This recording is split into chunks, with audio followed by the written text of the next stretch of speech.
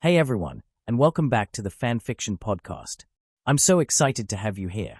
Today, we're diving into a brand new story, True Terrorism in the World of Heroes Part 8 by Hypnos.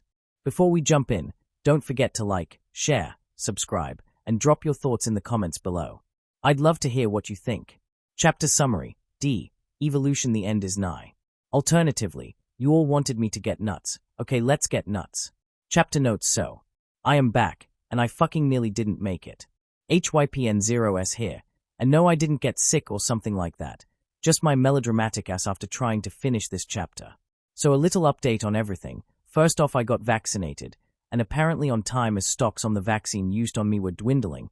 Still had to wait an extra week to get it, but I am fully vaccinated. On another news, I got a spanking new monitor after my old TV set I used as a monitor tried to give me ulcers. Now it's fixed and my mom is using it because in this house, unless it explodes in 1,000 pieces and catches fire, it still works. Also read the latest chapters of MHA. Boy, what a roller coaster.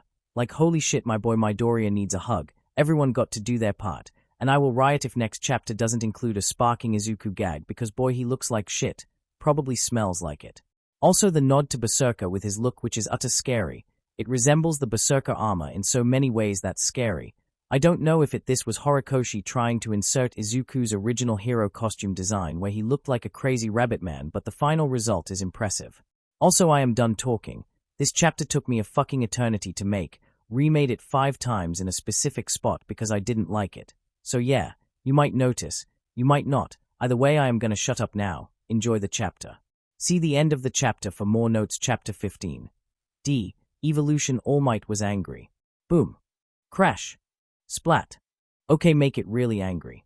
Like I just found out All For One is alive and raped my sensei while dying, kinda angry.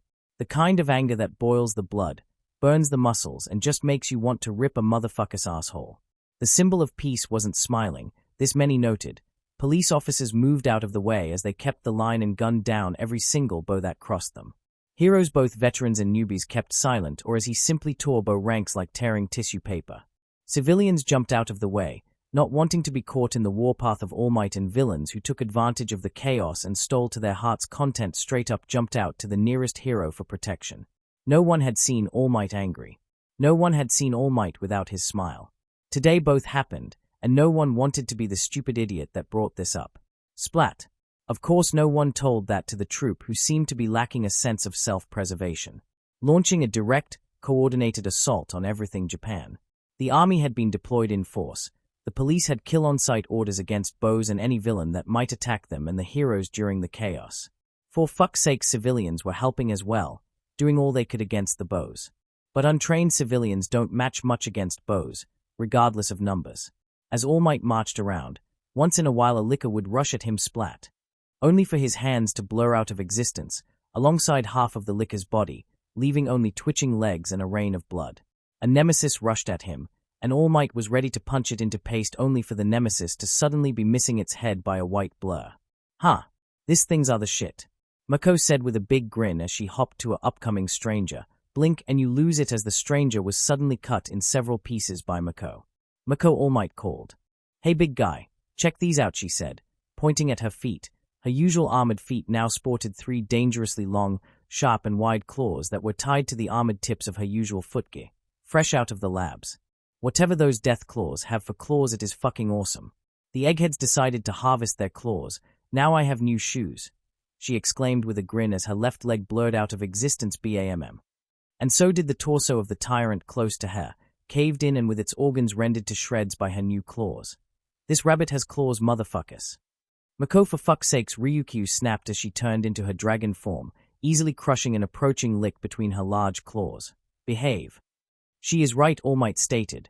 Ryukyu, begin helping police officers for evacuation. Mako, rip and tear everything that's not us. I want to see bows laid on the ground. Ho ho. You don't need to tell me twice. Got it.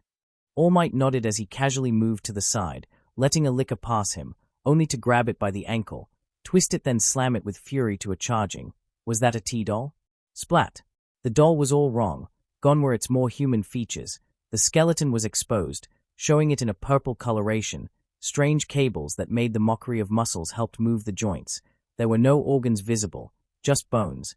The arms had what he assumed were the devices where the dolls kept their weapons, like its wrist-mounted gun and underside blade. The thing had armor, a bulletproof vest covering its torso, armored shins and knee pads, and a military-class helmet.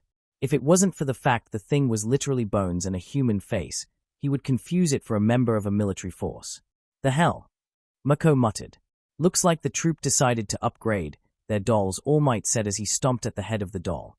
Yeah, well, no big deal. It just means I go straight to the dash stump. Stump? The fuck was that? Mako muttered, looking around, her ears working overtime to pinpoint the source of the sound, trying to filter it alongside the sound of fighting, guns shooting and civilians screaming and running. It was hard to come on people. This way. A cop yelled, signaling a group of civilians escorted by a hero to follow him through the street. SWHOM. Jesus. Mako heard one of the cops scream when he, just like the rest, saw a yellow beam basically level the street where the group of civilians were going, setting the area ablaze. The air bubbled and distorted with the heat. Mako covered her nose. The smell of burned flesh was overpowering. All Might by his part stared at the burned street, at the now dead people, dead children, dead. His anger reached a new point, especially when the attacker came into view.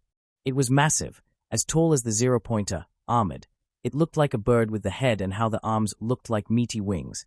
The legs easily carried the weight and a tail allowed for counterweight and balance. It looked like a crane without a neck and fat wings instead of long, thin ones. Then the thing roared. Roared in victory. All Might saw red. Mako, on the other hand, saw rocks flying at her the moment she saw All Might jump at whatever that mech was. You. Boom. Holy shit, she muttered. She was strong, yes, capable of destruction untold with her legs alone. Never in her life she would be able to uppercut a mech this big, so hard that the point of impact burned and make it stumble. As for All Might, bam, bam, bam. I'm going to tear you limb by limb. Well, that happened, Darby muttered. Their little base of operations had grown ever since they had claimed it. Most of his original furniture had made it to the quarry base, including the TV. And as soon he chose to sit and relax after Toga had decided to ask to Kurogiri a trip to Osaka to tie up loose ends, no subtleness there. Shit had hit the fan. The troop had gone mental and had decided to attack Japan, staging an all-out chemical, biological, mechanical assault on all fronts. This was fucking terrorism, that or being petty. The trials were happening at the moment this clusterfuck began. Heroes had deployed in mass, the military were on the streets, and the police were going medieval. Hell, he saw a clip of a cop basically gouging the eyes of a nemesis while force-feeding it his shotgun. Metal as fuck, hell yes. Or you patchwork. Darby rolled his eyes as he heard Shigaraki come around. Where the fuck is Toga? She said she would bwhtfck. Is that a motherfucking Metal Gear? Is that All Might fighting a Metal Gear? First off, Darby began. Stop shouting. Second, yes, that's All Might punching the ever-loving lights of what you call as a Metal Gear. Third, the hell is a Metal Gear? A fucking awesome mech that shoots nukes. Excuse me, but did you said nukes? Sometimes. That one is Metal Gear Ray. A Metal Gear killer, there, Shigaraki snorted.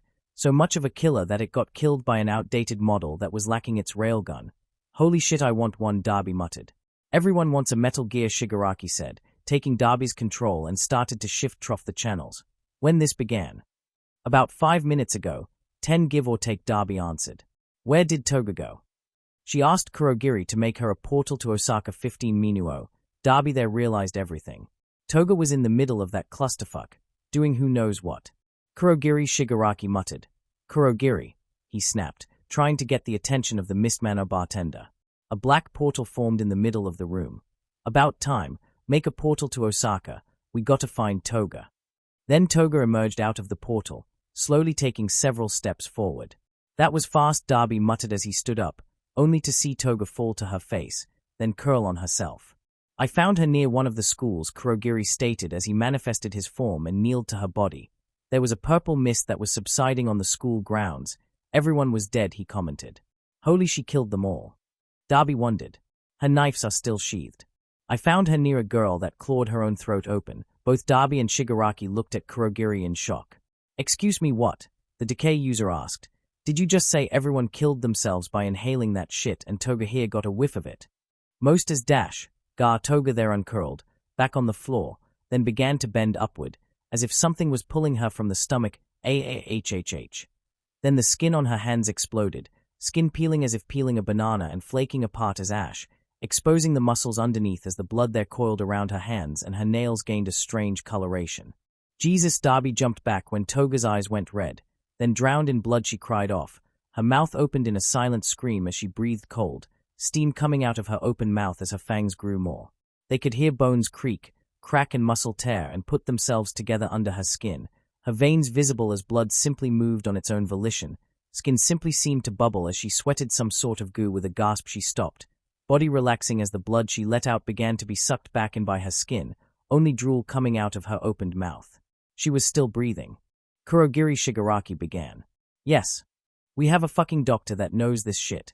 Why you didn't brought her to him? She asked me to bring her to you guys. I swear to God she did this just to fuck with us. The crawler led a horde of lickers. The small yet deadly creatures leered and snarled as they tried to snag him with their tongues but were unable to even catch him. But that didn't stop them from trying. The small cut on his shin was enough for the lickers to follow him despite their lack of eyesight. The sound his quirk makes during activation and movement makes things a lot worse. They all had been warned about the capabilities of each bow that has made itself known, from the lickers, the GOLEMs, the tyrants, Nemesis, Malboro, and Death Claws. Detail files of their abilities and what they could and could not do to them. He knew he could outspeed a licker, and these smaller variants weren't up to par with the grown-up versions. He couldn't take on a Death Claw, which were oddly absent from this attack. GOLEMs he could take. Hell, he could take a Nemesis or a Tyrant if he wanted, but one at a time. He wasn't stupid enough to take something that was close to an instant villain.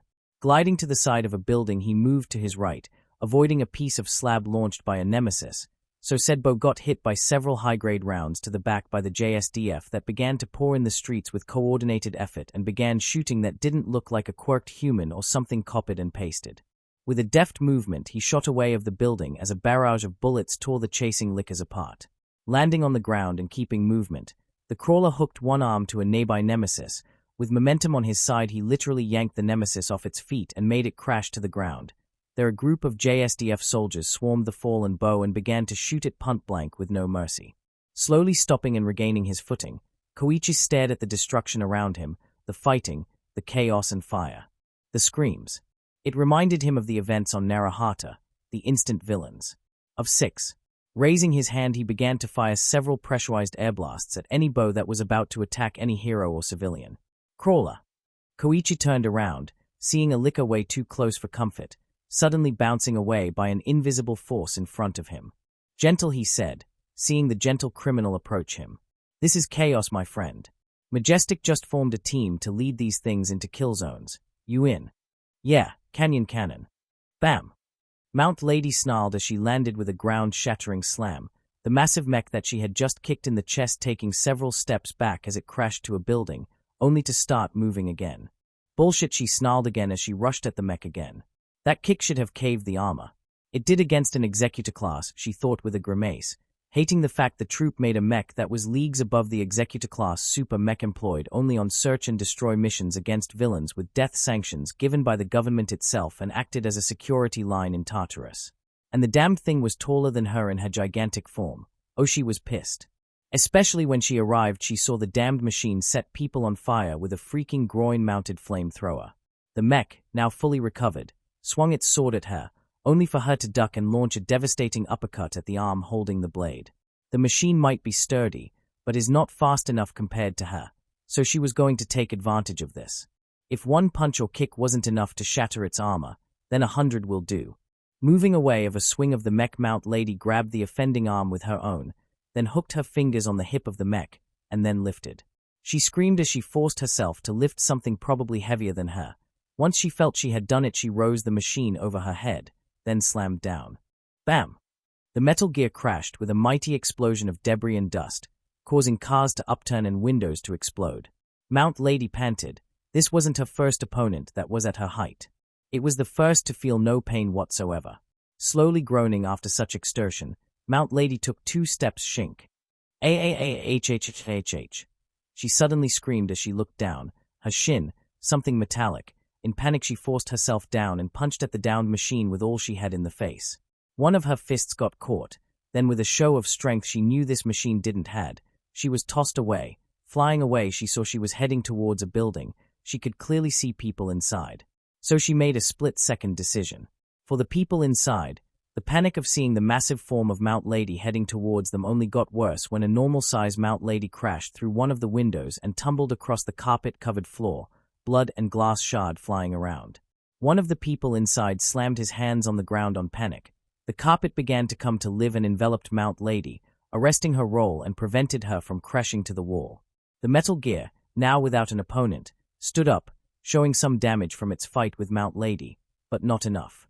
Then it assumed a stance, legs spread forward, the massive spikes on the feet anchoring to the ground beneath, and then the massive cannon on its shoulder began to hum into life, electricity traveling alongside the barrel as a slab of something was visibly moved to the very bottom of the weapon.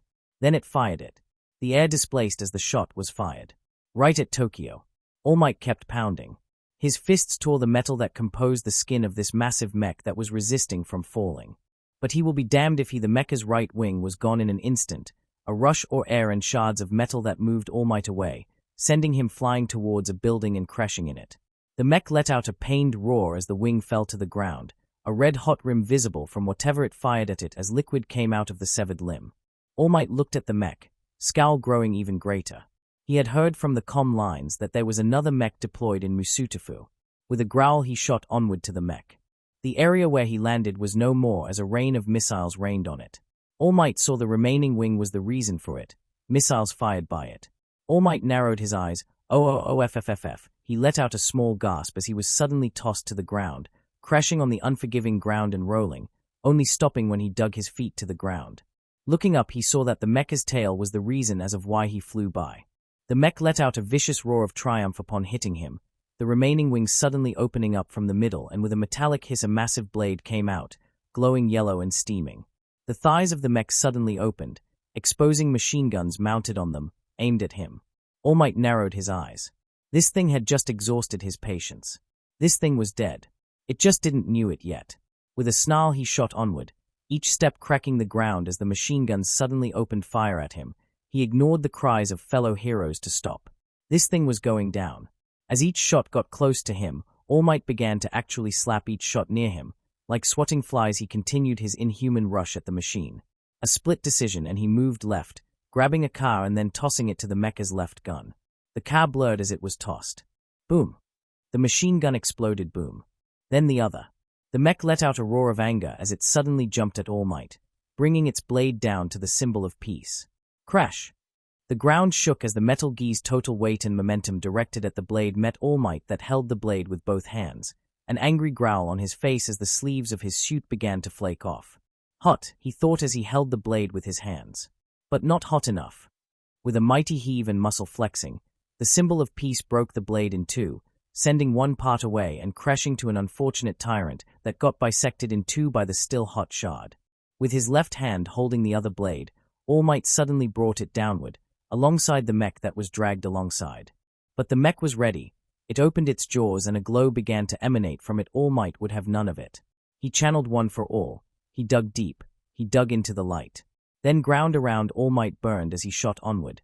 The air around him distorted and the metal close to him melted. The armor of the Metal Gear wrapped. Bam! Bam! Bam!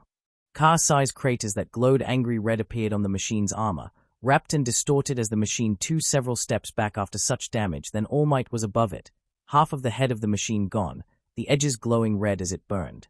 Whatever it tried to fire was useless and cancelled. Then All Might kicked the air and shot to the downed machine, arm ready in a chopping motion. San Andreas smash. Slash.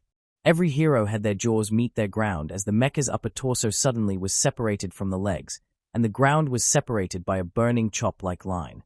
All courtesy of All Might. Since fucking when he can do that? Airjet muttered from the air. Oh my. What display of pure strength. What dedication. That what is a hero all about. Self-sacrifice and total commitment to the cause. Regardless of the odds. His Purple Highness. Sir. He chopped a freaking mech and the ground in two. And his on fire. Oh moonwalk, that was just his hero spirit burning for us all to be inspired by. Taking down the mech was a happy side effect, he says. Mako muttered, seeing that many of the bows suddenly grew stagnant and somewhat docile. They still attacked, only in the kind of way a drunk and high as fuck kind of way. I'm receiving reports from several cities around us. The creatures began to lag after this moonwalk.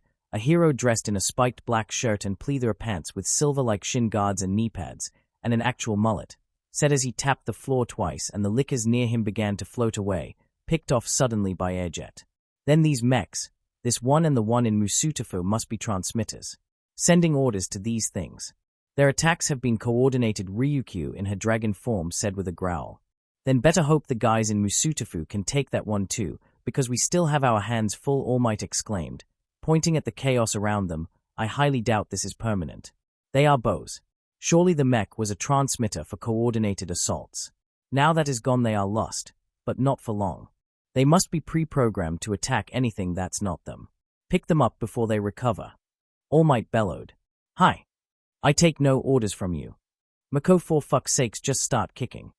Ignoring the banter between Mako and Ryukyu, All Might focused himself around the chaos. He wished he could go to Musutafu, but leaving this mess would be highly irresponsible. Everyone, hang on a little more. Musutafu's police department. Come get some, you inbred abominations of nature. Boom. This is my boomstick. Boom. And I got all the ammo in the world for you all. No sir, you do not have ammo for every single one of them. With a single movement of her hand, Aiko's Mineta's secretary, Kairi Sakamoto, rammed her pen at the head of a stranger, then twisted her pen. Her quirk, control ink, took effect immediately. Ink shot out of the pen and into the stranger's body, instantly causing it to have a seizure and fall to the ground. I, in fact, have ammo for the end of the universe, Aiko Mineta snarled as he loaded a magazine into his double-barrel, pump-action, magazine-fed shotgun. Heavier than the norm, and shorter due to his lower mass, Aiko's shotgun, affectionately named Daisy by some bizarre reason, wasn't adorable at all. It looked like someone had decided to make a shotgun with heavier materials and decided fuck it, added double barrels and a magazine of 12, loaded with some nasty ammunition. He rarely used it due to the fact he rarely went to the field, but when he did, oh god. The gun was a direct insult to Japan's gun law controls. Right now it was the reason there were no nemesis around. Other cops could get to the armory, and why the janitor would try to flail Aiko for the liquor that was currently stamped on the ceiling and leaking blood and viscera. Okay, status report. What we got in terms of support? Chi Mineta asked. The JSDF deployed just as this shitstorm began. Armored divisions are estimated to come here in half an hour, a cop spoke. Bullshit. There is a freaking giant mech that tossed Mount Lady like a rag doll. Another cop snapped. Air support? Chief Mineta asked.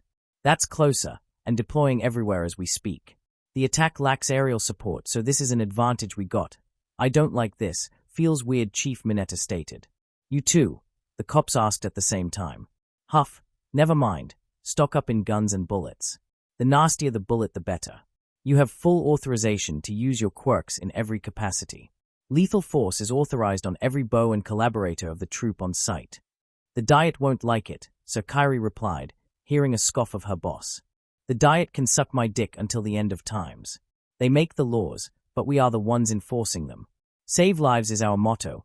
We are the heroes before there were heroes, so let's remind the guys in tights and the pencil pushers why they can't do shit without us. Hi. With vigor the group of cops began to storm around the station, shooting about every single bow that looked at them funny. They were a machine, mopping the station in record time, despite the invasion. They found several of their colleagues dead or wounded. It fueled their anger further. It wasn't until they reached the main entrance that they stopped. There, on the street, rampaging around and stepping over a patrol car was the biggest scorpion they had seen. If scorpions had two tails, 4 pincers, and their eyes oozed green slime. Also, it was the size of a fucking 18-wheeler. Exoskeleton gleaming with black spots, gunshot impacts visible, yet not enough to break the thick exoskeleton. The fuck that thing came from? Sumi Academy. Michaela held her hand on the wall, panting for breath and looking around. Sumi Academy was one of the largest private academies on Japan, unlike the number 1 and 2 private academies in Japan. It was monetarily accessible, the teachers were among the best, even to the other 2 academies, and because its facilities were the largest, it could house more students than the other 2 academies combined. This is what saved Sumi from the worst of the strange purple mist that enveloped the East Wing. Michaela-san. The girl looked to see a girl with metallic eyes reach her, panting as well. Did you see Anna-san? No, I haven't. She must be looking for her boy toy, Michaela replied simply. Freaking sheltered girl. First guy that smiles at her and she makes him cookies tinted with her dash. I don't want to remember, but I think I passed her boy toy. I think he breathed some of that mist. He was on the ground. Shit, Michaela cursed. Anna was going to flip. Does anybody else has made it from the east wing? Michaela looked to her friend. I think I saw Ida-san come out of the halls. He looked pained, her friend replied. Jesus, he was on that shitstorm. Michaela uttered. Yeah, he was still alive when I saw him. Not like. Rosa, both girls looked away, remembering how they had found their friend. Shit, okay, Michaela breathed in and out. We need to leave to the main lobby. Open areas. The halls are dangerous. That mist, whatever it is the reason of this mess and is spreading around fast. Especially in the halls. Let's find Ida-san and whoever we can help and let's get out of here. Michaela commanded. Seeing her friend nod at her, Michaela put the loss of her other friend, Rosa, aside as she focused on what mattered. Survival. As they ran away, looking for whomever they could help, including Ida-san, neither noted that someone had been behind a corner, looking, hearing, dragging Ida-san by the neck. Nedzu bit the anger and the sheer feral instinct of attacking every single bow that was attacking his school. His territory. He knew that this was a byproduct of his more animalistic qualities as a hybrid. He was territorial as part of his more ursine features. You do not encroach a bear's nest. You simply do not. He also knew that his rodent nature was trying to take over, trying to subvert his intelligence and force him to run away, because that's what rats do when someone attacks their nest. They run. He spent a lifetime curbing that part of him. Rats aren't intelligent, but they are survivors and will do anything to survive, even abandon their young. As he passed several third years and teachers running straight into battle, dressed in their hero gear, Nedzu gritted his teeth in anger. The third years had seen action before. It was expected of them as they are just months away of graduation, of becoming full-fledged heroes. The first years didn't. Most of them were still in awe of being in UA. Even more so, the troop had dared attack his school, his territory, his people, his everything. This school kept him together, not in a physical sense, but metaphorical. Metaphysical. It kept him sane, the work, the fact he was building something good. That despite being an experiment, he could do good despite being experimented for evil. Is this feeling and the ungodly rage he felt right now that guided him to the armory of UA? Yes, UA has an armory, or to be more precise, the teacher's armory.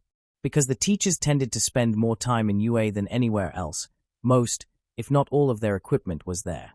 The most benign, the most lethal. Everything was there. From Midnight's special chain whip to Eraserhead's tactical loadout, which includes everything a riot unit would have, including body armor, 3 flashbangs, an actual pepper spray, and a serrated knife. Oh, also don't forget the new addition, brass knuckles hidden under thick leather fingerless gloves. Odd. That one came after his tenure with the Midoriyas. Shaking his head at that thought, Nedzu made his way to his locker. He says locker, but it's actually a container. The container's door hissed as it opened, exposing an array of screens and monitoring devices, alongside a motion capture rig in it. Steeping inside, Nedzu didn't even react when the container's door closed behind him. All he did was start tapping buttons and activating everything with practiced precision. He heard mechanisms and gears grind to one another as the container moved. He tied himself to a small stool while strapping his small feet to 2 devices that seemed to be pedals, all. While tying 2 gloves on his hands, each glove was filled with motion sensors, each one programmed and customized to Nedzu's preference. Then something clicked outside, gears locked into place and the small compartment Nedzu had sequestered himself into light up, screens showing status of several part of the academy and of what he was on right now. Cracking his neck to the side, Nedzu put the pedal to the metal. It all happened in an instant. One of the doors of the robot hangars where the UA mechs were being held simply broke into pieces of twisted metal and concrete, and out of it came out what could only be described as the unholy child of a mech and a bulldozer. The top of it was all mech, massive arms that had no fingers or hands, but rather 2 massive spinning drills that promised pain. The torso was heavily plated, circular with several metal plates interwoven to one another. Several sensors mounted on a single ocular globe acted as an eye of the machine, heavily protected for being such an obvious weakness. What gave pause were the massive bulldozer treads. Then the machine moved. With an inhuman roar, the engine of the machine made nearby lickers to shriek in pain sport. Those that weren't crushed under the treads of the massive mech. A nearby nemesis turned its rocket launcher at the machine, only to be smashed and grinded into the ground as the massive drill's hands of the mech simply tore it apart, sending gore and viscera apart. All while Nedzu's maniacal laughter echoed out of selected speaker mounted in the machine. I told you he had a mech, Pay up, a student said to another after witnessing such a scene. Bitch, we're in the middle of a fight. Nedzu delighted in this idle banter his students engaged into. It distracted him of more darker thoughts. The lickers were underdeveloped, barely the size of the cadavers that were recovered after the Colosseum raid. The nemesis were barely armed. He had only seen one with any weapon. The strange, grotesque creatures that looked like women at one point. There were many. Also, they looked too fresh. He noted the stick marks on their leathery skin, how unnaturally tough they were. The strange plant creature that continued to attack everything in sight, despite being pelted by 5 miniguns. This kind of firepower brought against them, and yet no hero or his students were hurt or killed, yet. But there was chaos, there was destruction. The nemesis he killed had been using that rocket launcher to take pop shots at UA itself.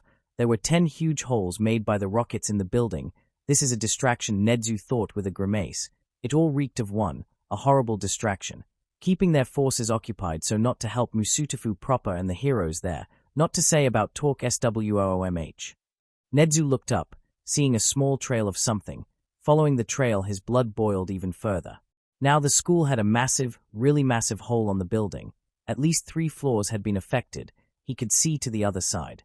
There had to be a huge reconstruction in that sector alone, to see if that part of the building was structurally sound. This cemented his thoughts, especially when he heard another massive swum-like sound, but far away, directed at, if he wasn't wrong, at the Toyama prefecture. Mount Unzen, Nedzu thought with some apprehension. Whatever was firing these beams was aiming at recognizable structures and possibly monuments. For what reason he could only speculate, but it all came down to one single thing. Distraction. Then another shot, another beam. Nedzu's brain worked overtime when he realized where this one was fired to. Mount Sakurajima. There Nedzu realized something horrible. Both mountains had something in common. Both were active, decade volcanoes, dangerous, had claimed lives many times over. And even with the advent of quirks and rescue heroes with quirks capable of fighting pyroclastic flows, lava itself, lahars and fires provoked by their eruptions, they still claimed lives. Those two had remained inactive for the past 20 years, and many geologists feared the worst of any of those two were to erupt. Good God, this is a distraction of the highest level. If any of those volcanoes goes off, we'll have to divert our forces immediately to those zones. Mount Unzen has a larger population nearby than Sakurajima, he thought with horror. With a snarl, he bulldozed against several lickers, squashing the creatures under the treads of the mech, doing everything in his power to limit the number of creatures and prepare for a possible call to rescue. Then it came, the call, just 2 minutes later, after 5 more shots that felt like nails being hammered in a coffin. The residents of Shimabara looked in shock at their TV screens as creatures that defied logic and horrifying in every degree attacked several cities in their country. They were spared the chaos by sheer happenstance. Boom. A thunderous sound made them all kneel to the ground in panic, covering their heads in shock. Windows rattled and power lines shook. Children cried and clung to their mothers, all while TV signals failed and cell phone signals began to act up. One hero that was on service on the city looked up, following the trail on the sky. Something had been shot and he could follow the trail by sound alone. Then his eyes widened in horror when he saw the point of impact. The side of Mount Unzen. A freaking active volcano. The impact zone was still hot, blistering. Whatever it had been shot had caused damage to the mountain, but not enough to boom. He ducked by instinct alone. His eyes still were glued to the point of impact of the initial shot, and he was horrified by what he saw once the second shot had been fired. Lava was oozing out of the cracks. Not enough for crack. The side of the mountain began to falter. He saw rocks and boulders, massive chunks of the wall of the mountain fall, blistering red. Shit, shit. The hero cursed as he reached for his communicator, a cell phone, and called at his agency. Hey Karma, start a wide evacuation call now. Mount Unzen is falling apart. He didn't waited for a reply. Boom. Crack. Then another shot, another explosion, and the side began to fall altogether, and with it began to expose its deadly contents. It might not be erupting, but lava was lava, and right now was starting to burn its way down to their homes, alongside rocks and boulders and ash. As the sirens began to sound, the hero knew what he had to do. This is why he became a hero in the first place. To make a difference, even against the most horrible of odds. Without a second thought, he charged against the oncoming lava flow. For 5 minutes the flow stopped, allowing people to evacuate with some semblance of peace. No one saw him again. Takeyama snarled as she slowly stood up from the carpet cocoon she had been put and had likely saved her life. As she stood up on her 2 feet, a stab of pain made her recoil. Looking to her feet, she saw her ankle and then remembered. The damned machine had stabbed her there, then it had tossed her away, like a damned rag doll. Growling in anger, she began to make her way to the edge of the window, ready to gigantify and land on top of that damned thing. See if its fancy body could handle over couple hundred tons of pure muscle crashing over it and start wailing until it crumble swwhhhomm. Growling in anger, Mount Lady saw how the mech fired something from his railgun at the general direction. At first she thought it was firing at nothing. There was nothing there, just. Then it hit HET, as whatever was fired by that railgun disappeared in the horizon. Gravity was still in effect. Wind resistance was still in effect. Regardless of how something is fired or launched at, gravity still exerts a downward force, and wind resistance will diminish the force in which was initially launched. She knew this, for this was the first thing she learned when she tossed things in her giant form. She might gain strength according to her height, but she still has to compete with the laws of gravity. Whatever was fired by that railgun was going to land somewhere. That mech surely had firing solutions, computers that permitted to plan a firing trajectory and where it would hit. Swoo-woo. The mech fired again, at the same direction. In that moment she made her decision. She sprinted onward. The pain in her shin made her curse a storm on her mind while gritting her teeth and narrowing her eyes at the mech. Each stab of pain was fuel for her anger. She saw the mech power up its railgun again, slightly shifting its angle to fire it again. It could not happen again. A gun of that size, the ammunition must be colossal and really damaging to anything it hits, regardless of what the target is. She didn't think, she just acted. Usually her gigantification took time, 10 seconds at most. She had practiced a lot to reduce the time between her normal form and her gigantic form. This was due to the fact her transformation burned a certain amount of calories in her body. Slower transformation meant a slower calorie burn, controlled. A fast transformation meant that she could burn trough her calories at an alarming rate, but it had a good side effect. As she enlarged, in a second flat, her heart rate increased, adrenaline glands began to overwork, her muscles tensed far beyond her normal capacity, and she saw red, eyes zeroed on her victim. Over 500 tons, give or take, of muscle, bones, blood, and female anger slammed feet first onto the Sahelanthropus. Bam!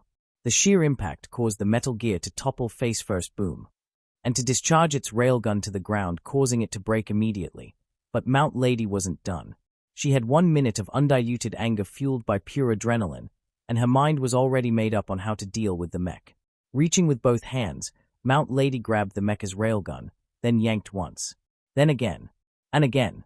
Scree! The horrible sound of metal being torn out and cables giving up as music to her ears, especially as the mech actually cried in what seemed to be in pain. Hefting the railgun above her head as a trophy, she snarled as she brought it down on the mecha's turned head. Bam! Again. Bam! Again. Bam! Again. Bam! Bam! Bam! And again, and again, and again until the railgun broke on the mecha's mauled face. But she wasn't done.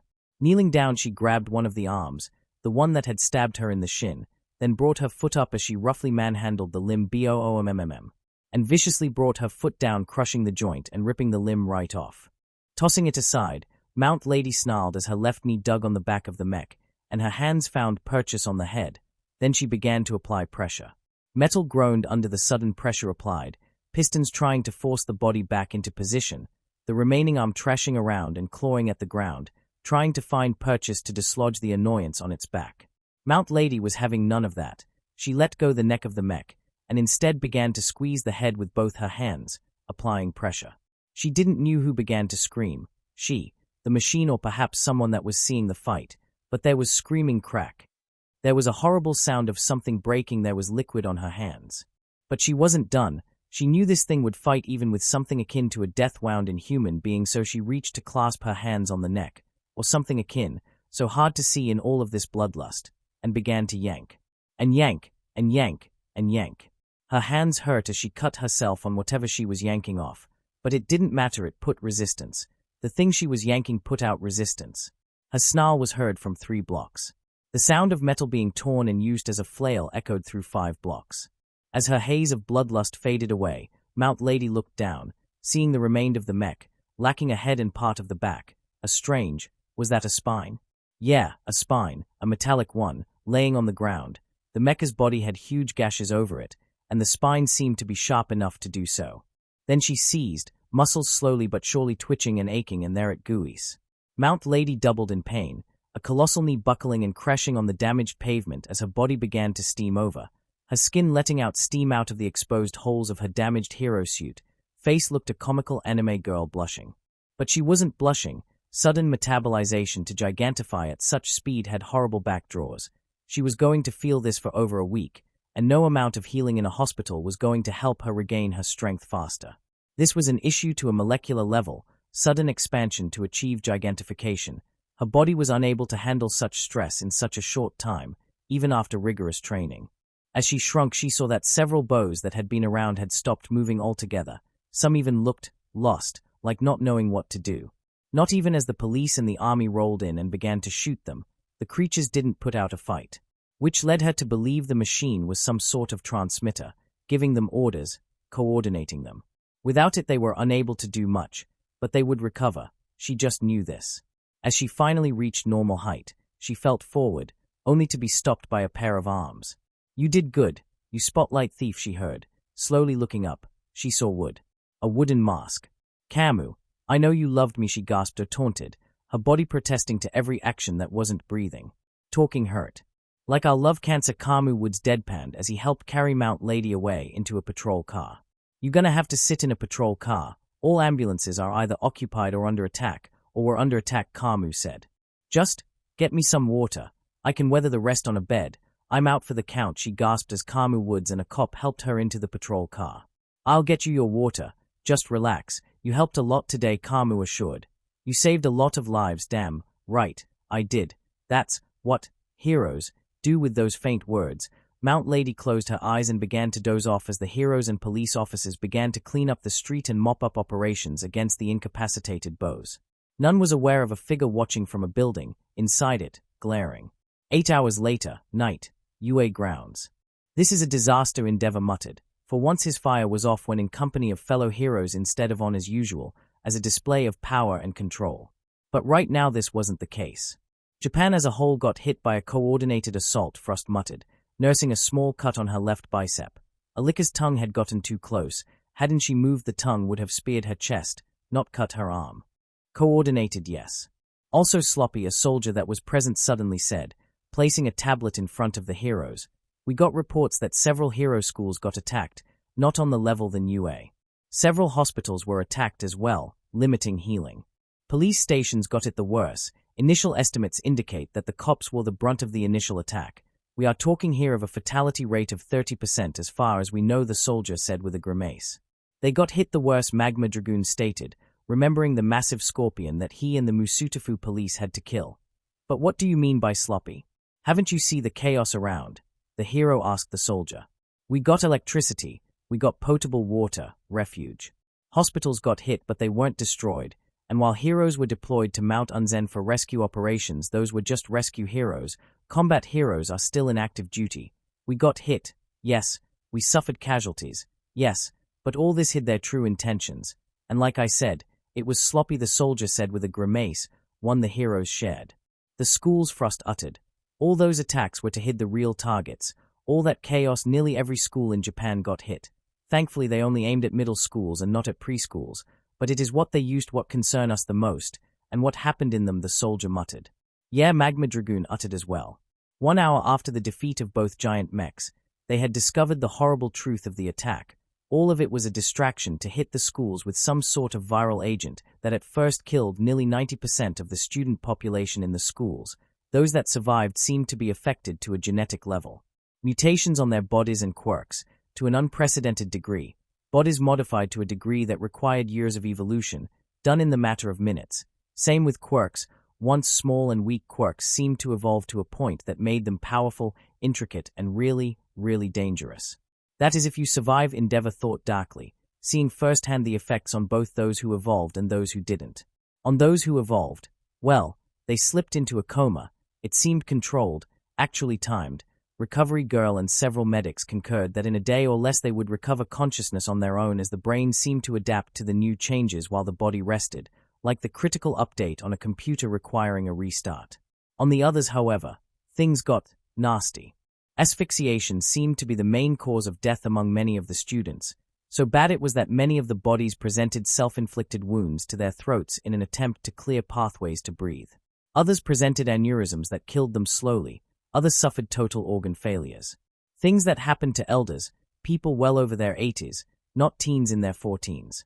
The scenes were appalling, such death at such level. Endeavor had seen dead people before, but most of the time they were adults, and most of the times it was because of accidents, not because of a targeted biological attack. And the worse, there were kids missing. A list of 20 teens, well 19 to be exact. All in school at the time. One of them had dual nationality. 2 kids were of hero families. One of them was of a wealthy family that was snarling for blood. One of them was his son, Shoto. This showed that the attacks were targeted and calculated, yet they were sloppy. They discovered this 1 hour after the mechs were taken down and mop-up operations began all over Japan. Martial law had to be ordered and curfews were added as well. Soldiers were patrolling the streets, preventing looters and riots. Heroes were on double shift, covering for those hurt in the initial fighting, keeping opportunistic villains at bay. Right now that was the only thing that kept him from going on a rampage to look for his son. The only thing, not even the fact he didn't knew where he was. To make matters worse, those 20 lost teens were on a list on the HPSC. A list of possible villains, which was ridiculous. He might have been harsh on Shoto, but he sure as hell knows he would never turn villain, like what the fuck man. The list also included the heir of the Yarorozu Zaibatsu, Momo Yarorozu, also on the list, which was ridiculous. He knew her parents, those 2 didn't had a mean bone, unless business was involved, and were dotting people. Their New Year's parties were legendary because they spare no expenses and are philanthropists. Then there was the teen with dual nationality. Yuga Aemi was part Japanese and part French, was born in France but moved to Japan with his family when he was 10.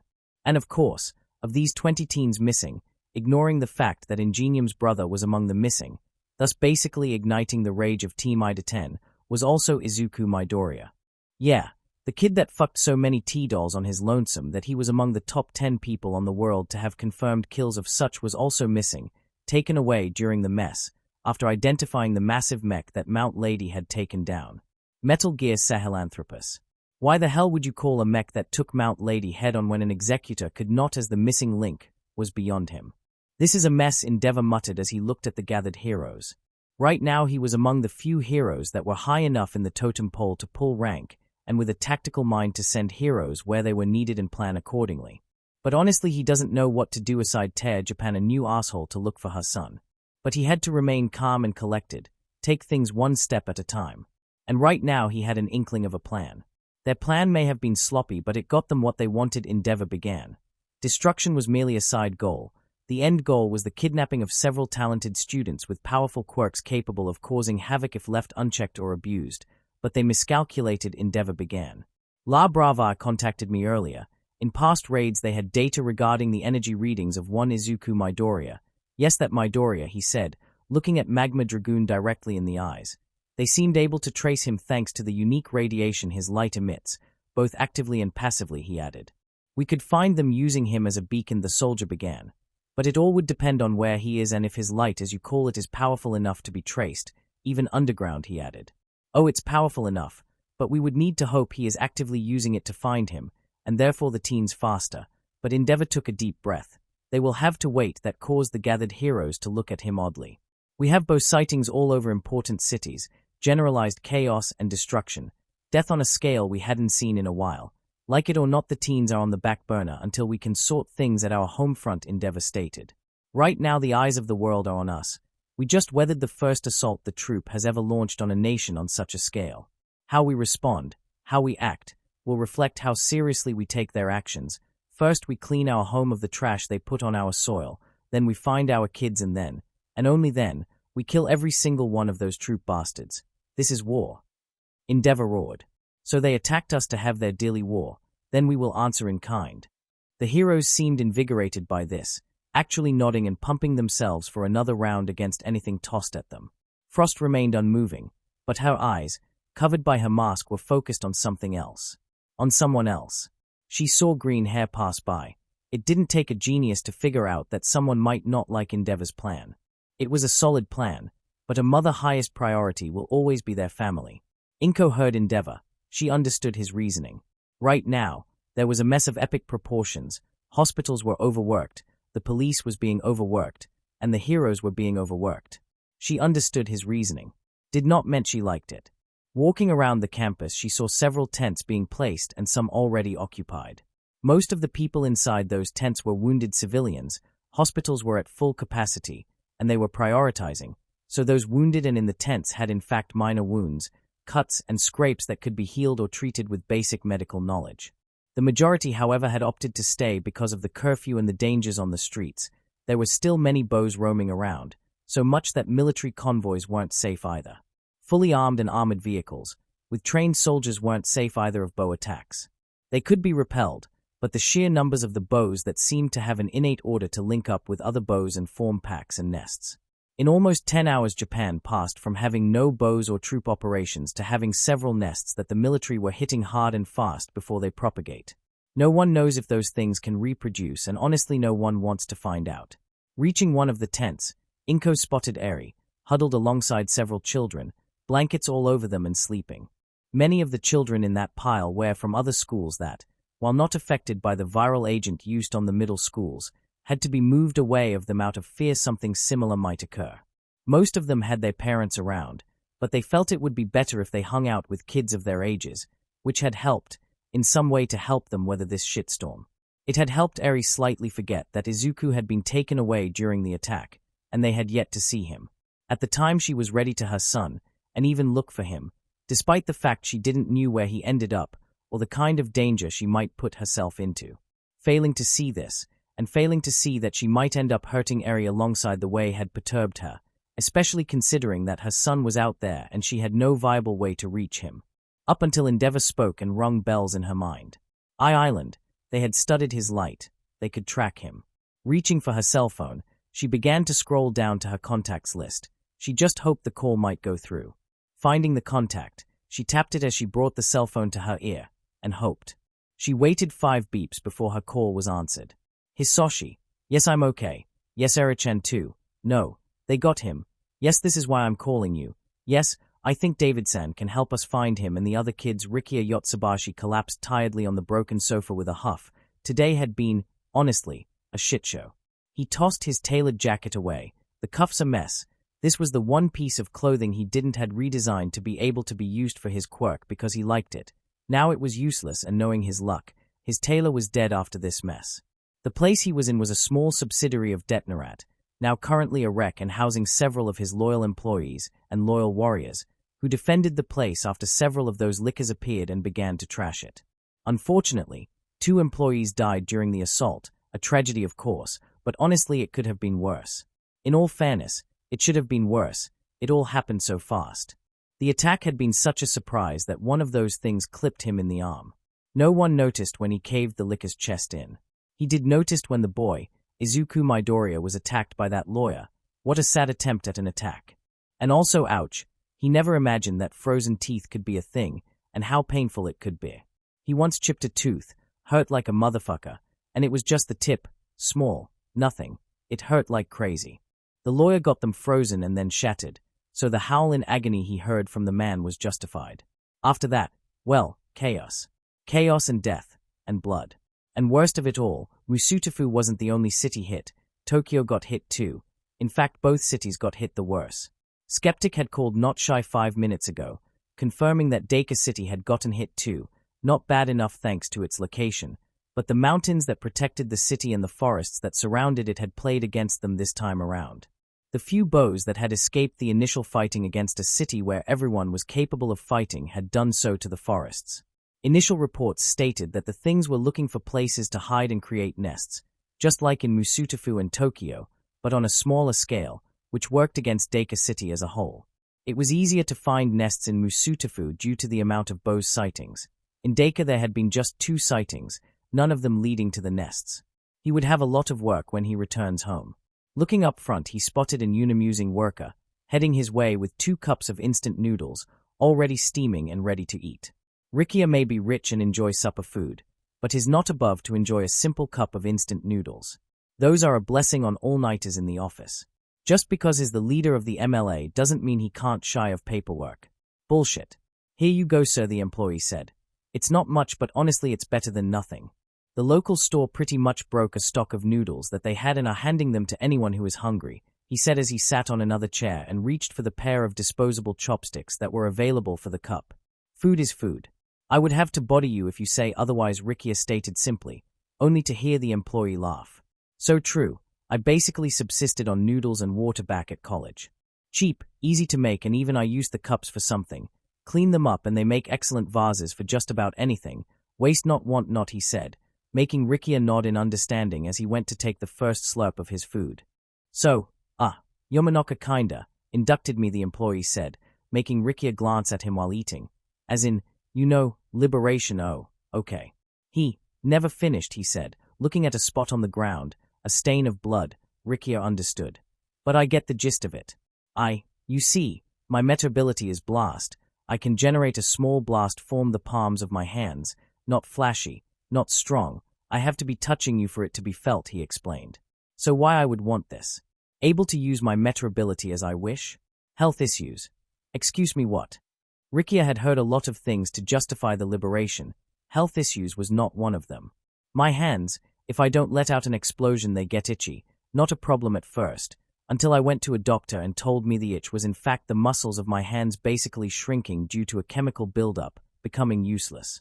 The blasts help keep the muscles in shape, but as you can imagine, even with a doctor formula I can't use my meta ability to alleviate the pain without having a pro or a cop breathing down my neck. I spend one day not using it and my hands cramped so bad that I nearly lost use of them, he said, making Rikia blink. My wife has it worse. She can go invisible or the closets too. In day is noticeable. At night no one can catch her, but she has similar issues to mine. If she doesn't go invisible her skin starts to itch. Guess what? It is not an itch. It is a chemical reaction that starts to build up if she does not uses her meta ability. In her it can become lethal. Oh, was all Rikia could say. That was heavy. Now imagine something like that. For the child we are waiting, he said bitterly. I am ready to throw my weight for the cause. Same to my wife because we have something to lose if we don't. What if our kid is born with the same issues? Or worse, he said simply. No, me and my wife are ready to show how committed are to the cause, he said, looking at a slightly open door. Rikia looked and frowned when he saw a woman there, holding a black metallic box. I know my way in electronics, but my forte is programming. What my wife has in her hands is the black box of the machine Mount Lady took down. We don't have the meta abilities to compete against heroes or the others in the army, but we are prepared in other areas, he said. The troop made that machine. It outclassed a hero. It was firing at other cities. The computing power for such calculations, let alone making it work, is staggering. We will learn a lot from the remains of the machine, he said as he leaned onward. Imagine what we could learn from the source, where it was made. Rikia regarded the woman as she set down the box and then at the man, her husband, in silence. This is amazing, perturbing, but amazing, he said. I have people who can confirm your findings, but let me ask you something. Why risk it all like this? He was curious. If all panned out, it would be a boon for the MLA, but the risk was great. This was of course something done by the troop. It had inherited dangers by just being of the troop. Sir, I am risking my life, my wife's and my unborn child's life, so he or she can live in a better world where using their meta ability is not frowned upon just because it is used, but celebrated, normalized, he said simply. What would you do in my place? How much would you risk for a better tomorrow? Rikia simply looked at the man, then placed a hand on his shoulder, and smiled. Smiled proudly. I don't know if he can see us, but Yamanaka-kun chose wisely, Rikia said with a proud smile. He beamed with pride. Let's build a better world. Together, for the children, for a tomorrow, the man said. Yes. For a better future. M98 glanced at the monitors that showed the vitals of her 20 retrieved experiments. A small smile formed on her lips, and the smile widened when she realized of this. Smiling because not out of a program but because of a feeling was great, odd but great. Their vitals were shown to her individually on each screen. What she needed of them was already taken. All she needed of them was already done. The escape had been tricky, of course. She had considered that her forces would be dealt with swiftly. She didn't expect All Might suddenly immolate himself and annihilate Ray with such brutality, or that Sahelanthropus would be destroyed minutes later, but they did as programmed. Still, she had to sped her escape with her cargo, improvise in some cases. Thankfully, the bows had been programmed with special orders in case this occurred. That had been 3 days ago. The first day had been just traveling to the base with her cargo and putting them in controlled comas, which had to happen. Midoriya had nearly woken up during transition, Bakugo had woken up during transition, and she had to beat him unconscious. Not to mention that the mutations on the quirks of the 19 were already occurring by the time they were strapped on and the fours put on them. By the end of the second day, she had to up the dosage on Midoriya's to keep him docile, 3 times what was given to him before. She had to knock Bakugo again, and this time she had to knock another person, a girl whose quirk mutation had turned her into a gravitational anomaly. Those 3 had been a pain in her backside, one because his anomalous organism was burning the sedatives at such a rate that not even the Devastator required so much sedatives. The other got up by sheer force of will and anger, simply refusing to remain, that and whatever his quirk had mutated to had allowed him a semblance of resistance to sedatives. The third was an anomaly that made it hard to approach to and had to improvise. Nevertheless, all was done. She gathered the material required for her project, and had left them all behind, all 20. She had no intention of killing them, not even Midoriya.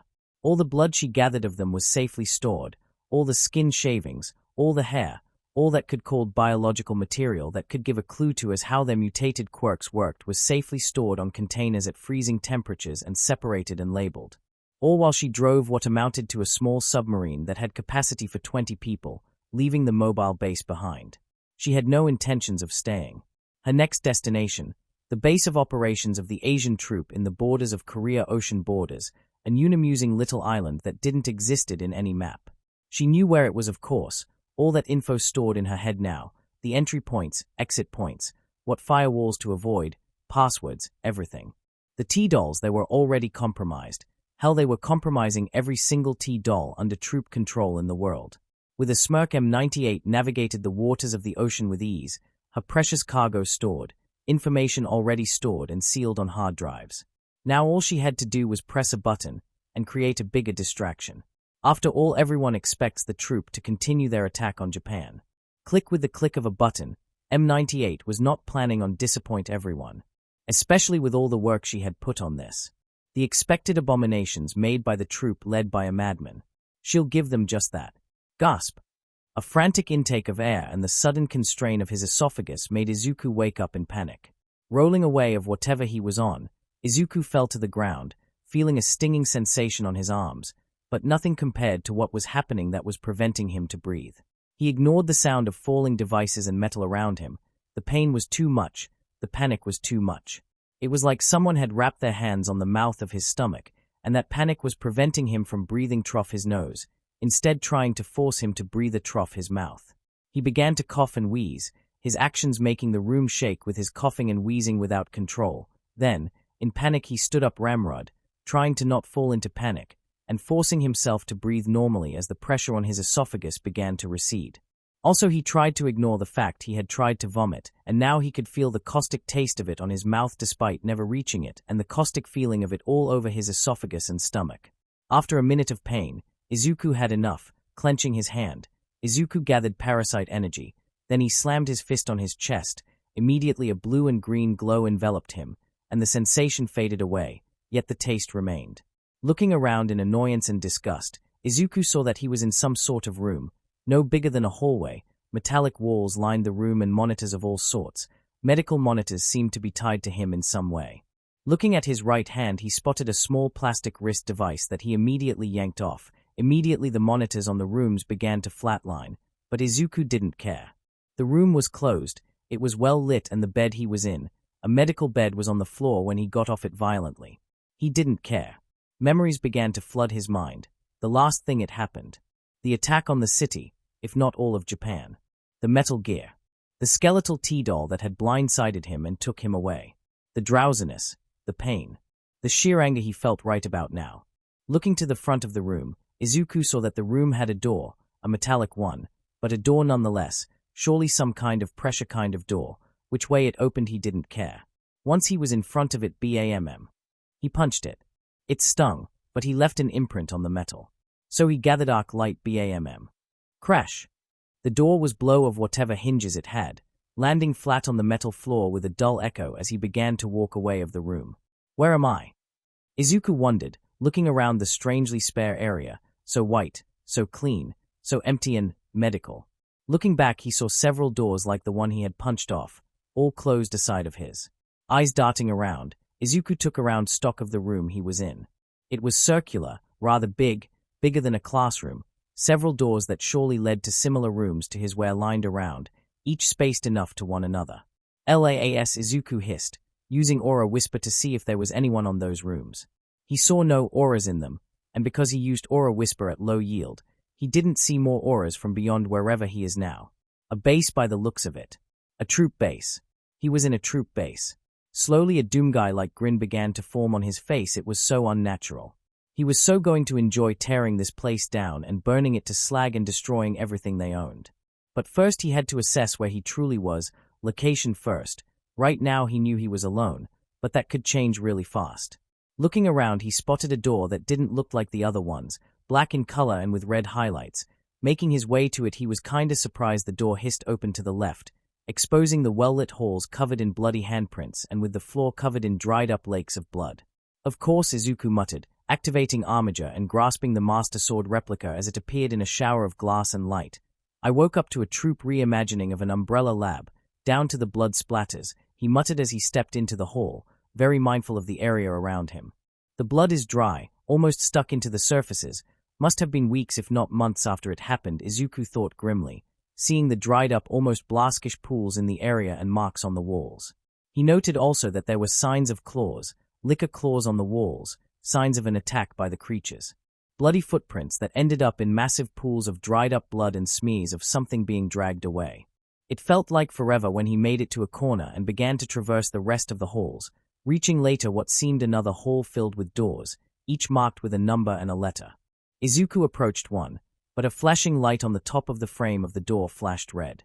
Door jammed, hydraulic system damaged. Please contact maintenance for support on the matter. A slight feminine voice droned when this happened.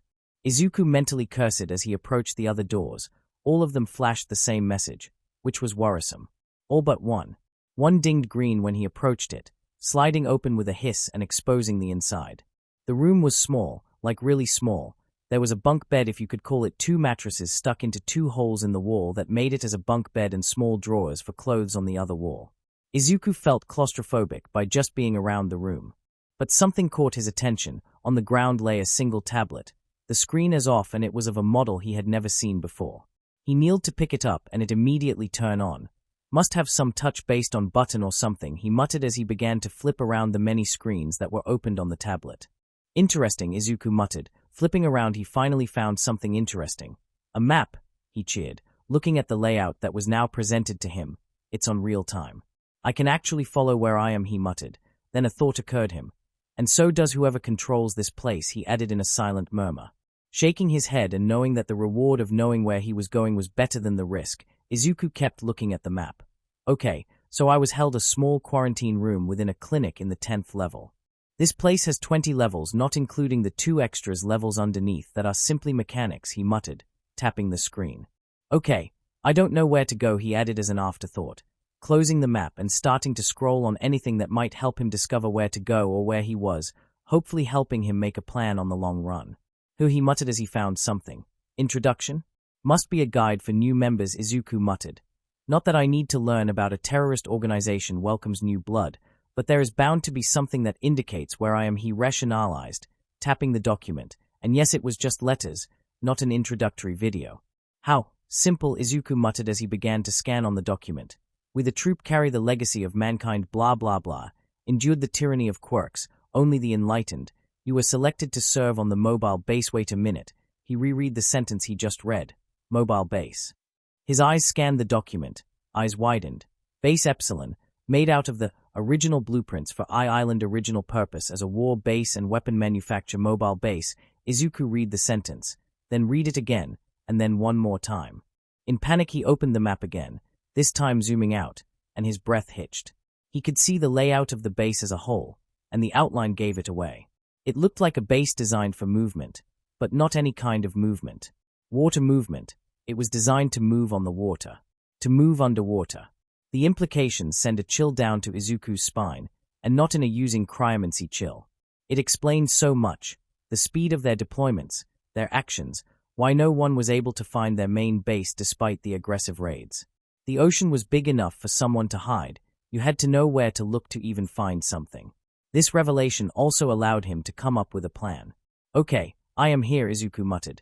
If I can make it to the control room, I can see what's going on and even find out who's leading this entire base, nodding to himself, and seeing that his trip wasn't going to be that long, only traverse 3 floors above him, find some stairs and whatnot.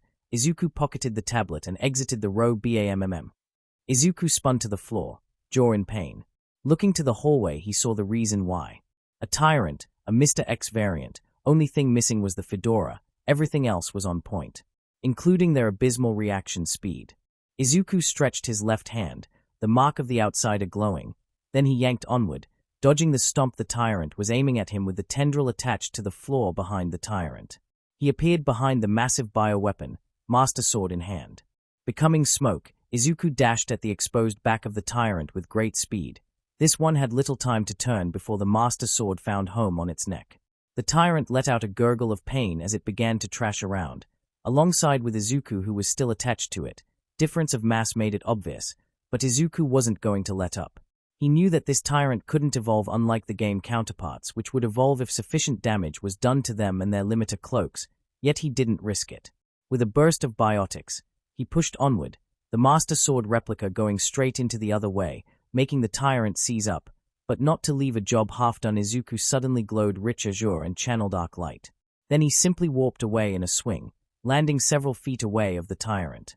As for the creature, it was nearly decapitated. Only a sliver of skin held the head from the front of the neck, while the rest was separated. With a mighty thud, landing first on its knees, then onward, the tyrant fell dead. Izuku breathed in and out, realizing that this place was not so lonely as he initially believed, and that was both good and bad. He could really let loose now, but it also meant that someone was watching his moves. Well, I hope he or she is looking well enough, because I am going to make the Colosseum look like a simple tantrum compared to what I'm going to do here. With that in mind, Izuku began his march to the control room. This is going better than expected, M98 thought with a small smile as the feed showing her the advance of Leviathan along the halls. Setting him free was, of course, a calculated risk. Leviathan was dangerous in his own right. He knew bows by name and by origin, their attack pattern, and tended to engage their most dangerous ones without any kind of hesitation, always aiming at weak spots others don't know. Yet he does. He always does. It was this strange knowledge that prompted the engineers and the scientists to make better weapons to use against him. Improvements to use on the T-dolls and the bows. The addition of Quirk's using his blood as a bonding agent had been a breakthrough, an unexpected one that trumped anything that they might had come across. But weapons were another matter altogether. Most weapons were outdated models from the 21st century. Ammo was improved, but that was it. There were few guns that had seen significant improvement, that included melee weapons. The hero industry had seen a rise on newer alloys and materials used for the creations of their suits and equipment, but rarely a gun. Only 12 heroes in the world used guns. Of those 12, 2 lived in Japan, and only one had it as a quirk. Really, her quirk was literally that, a gun, or better said, an organic rifle. The other required the use of a custom-made gun made on his specifications, a monster of a gun with a twin cylinder that could hold 8 bullets each, and by divine intervention just worked. The troupe had experimented on some new weapons and improvements on some old models, make them deadlier. The armory had several experimental weapons in them, and she knew that the weaponsmith there accepted jobs on the side because upgrading weapons was a slow job, considering that most of them ended up becoming engineering jobs to add inside a T-doll. This led the guy to actually made custom weapons out of boredom. She left these miscellaneous guns off. They weren't worth the effort or the space to grab. Glancing at the screens, she saw Leviathan advancing near said armory. There were very few bows around. Most of them were deployed to Japan. Those in the base were reserved for a special moment. There she had a wicked idea. Izuku found himself advancing around the halls at a brisk pace, easily passing the stairs with ease.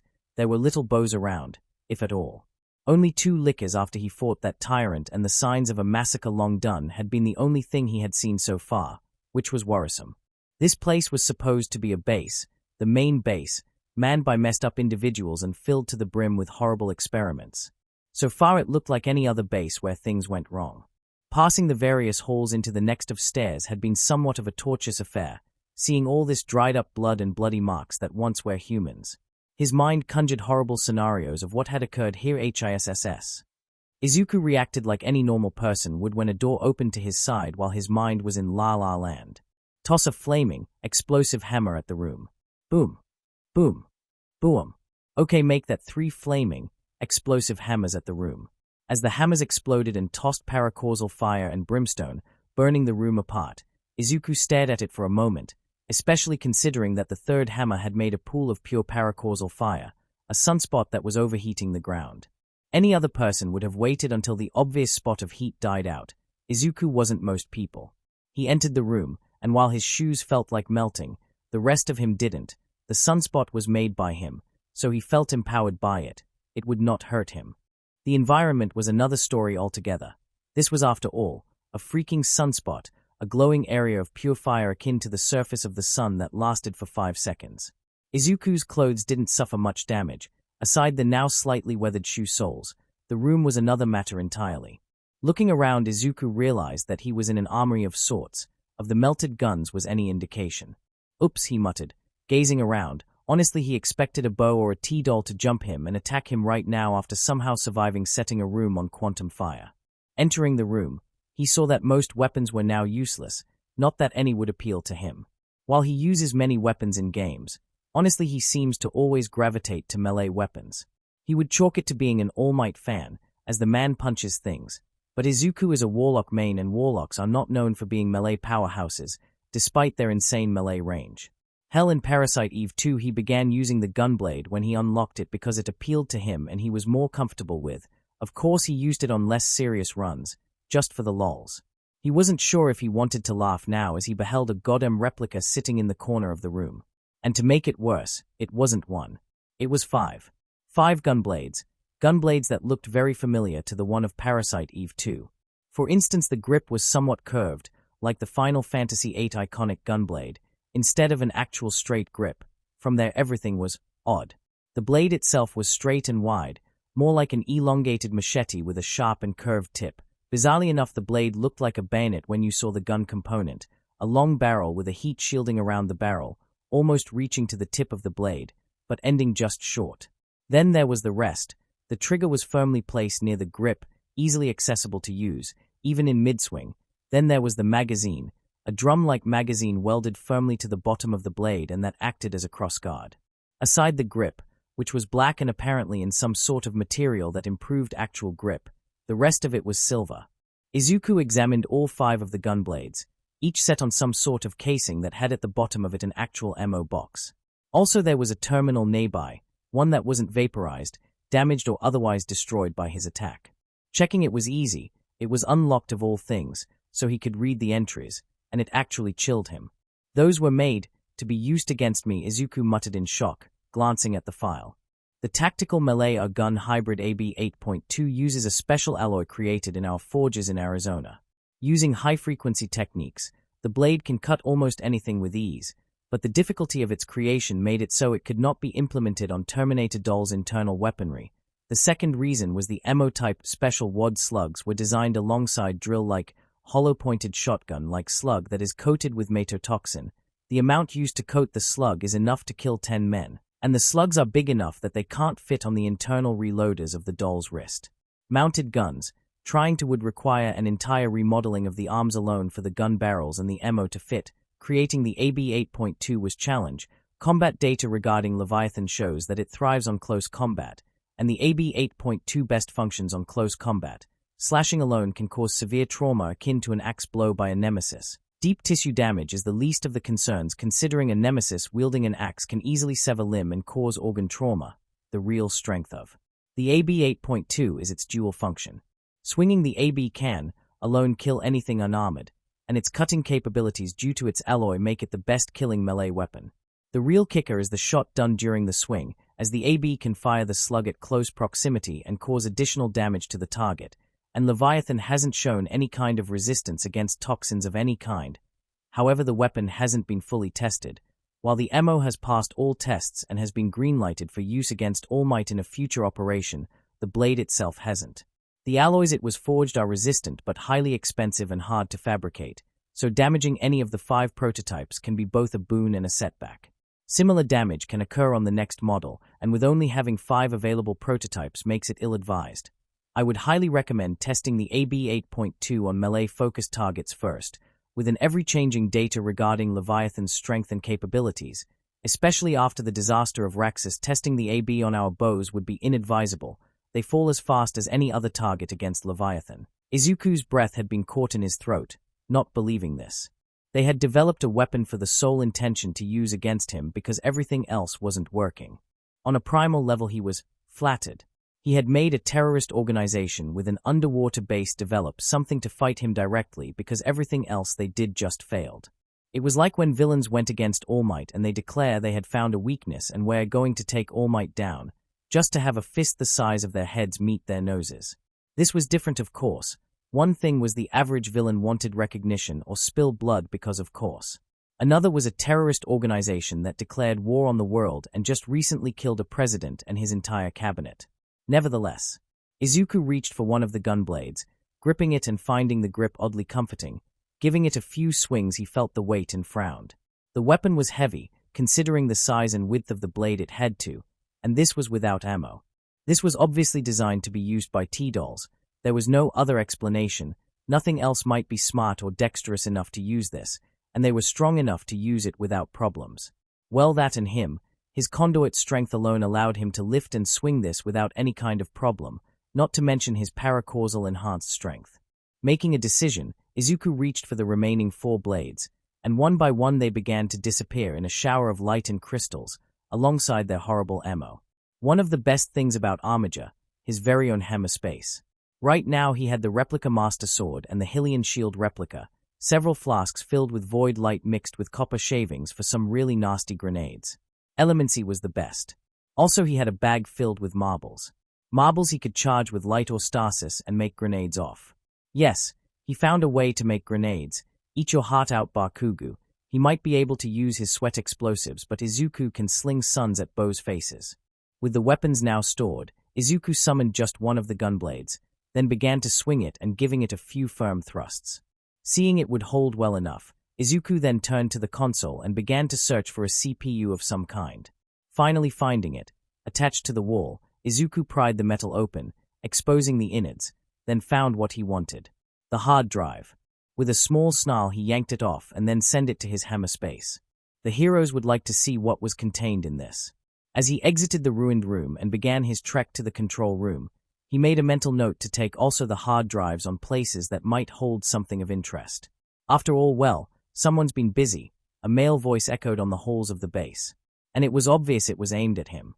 Oh, don't be shy, been seeing you do some naughty stuff, stealing what's not yours, highly rich from an organization that kills. Izuku snapped forcefully, his voice making the area tremble. Oh, temper my boy, you know I am right in all I will say, as right as flat earthers. You don't understand. You have never understood. None of you have. The world you all live in, we live in, is rotten. Governments choke progress. Quirks choke progress. What we offer is salvation, trough destruction. You are all nothing that parasites. Do not think I don't know of your actions. There is not a soul that does not know of your manifesto. Your order to kill the diseased, the non-enlightened, all that is just an excuse. In the end you're just bullies, thieves and rats hiding, again with the naming and the misplaced anger. Progress requests sacrifice. It is needed. Nothing comes out not sacrificing something in return. Law of equivalent exchange, something for something of equal value. The lives of every single worthless person, the destruction of every useless government, the raising of every lying religion, every city, every town, every family, every hero and villain, every scarp of history, all that, for a better world, one on our control. A world that follows our rules and guidelines for a better tomorrow. No heroes, no villains. No fake gods and weak masters. A firm, hard hand to guide humanity to its manifest destiny. Fuck you and your plans, Izuku hissed as he began to stalk the halls once more. And you better hope those doors you're hiding behind are sturdy enough, because they are about the only thing that will stop me from getting you, he hissed as he swung his new gunblade, racking the blade on the metallic walls and causing sparks to fly. Is that so? Then let me show you the futility of everything, and why in the end we will win, the voice spoke. Right now, 5 floors down, a contingent of Nemesis and GOLEMs alongside a single Deathclaw are advancing towards a containment room, and... Oh, you will like this, for you see, our attack wasn't simply to get you. No, you were just a secondary target, tertiary if you will. Our main targets were already taken into custody, the male voice replied.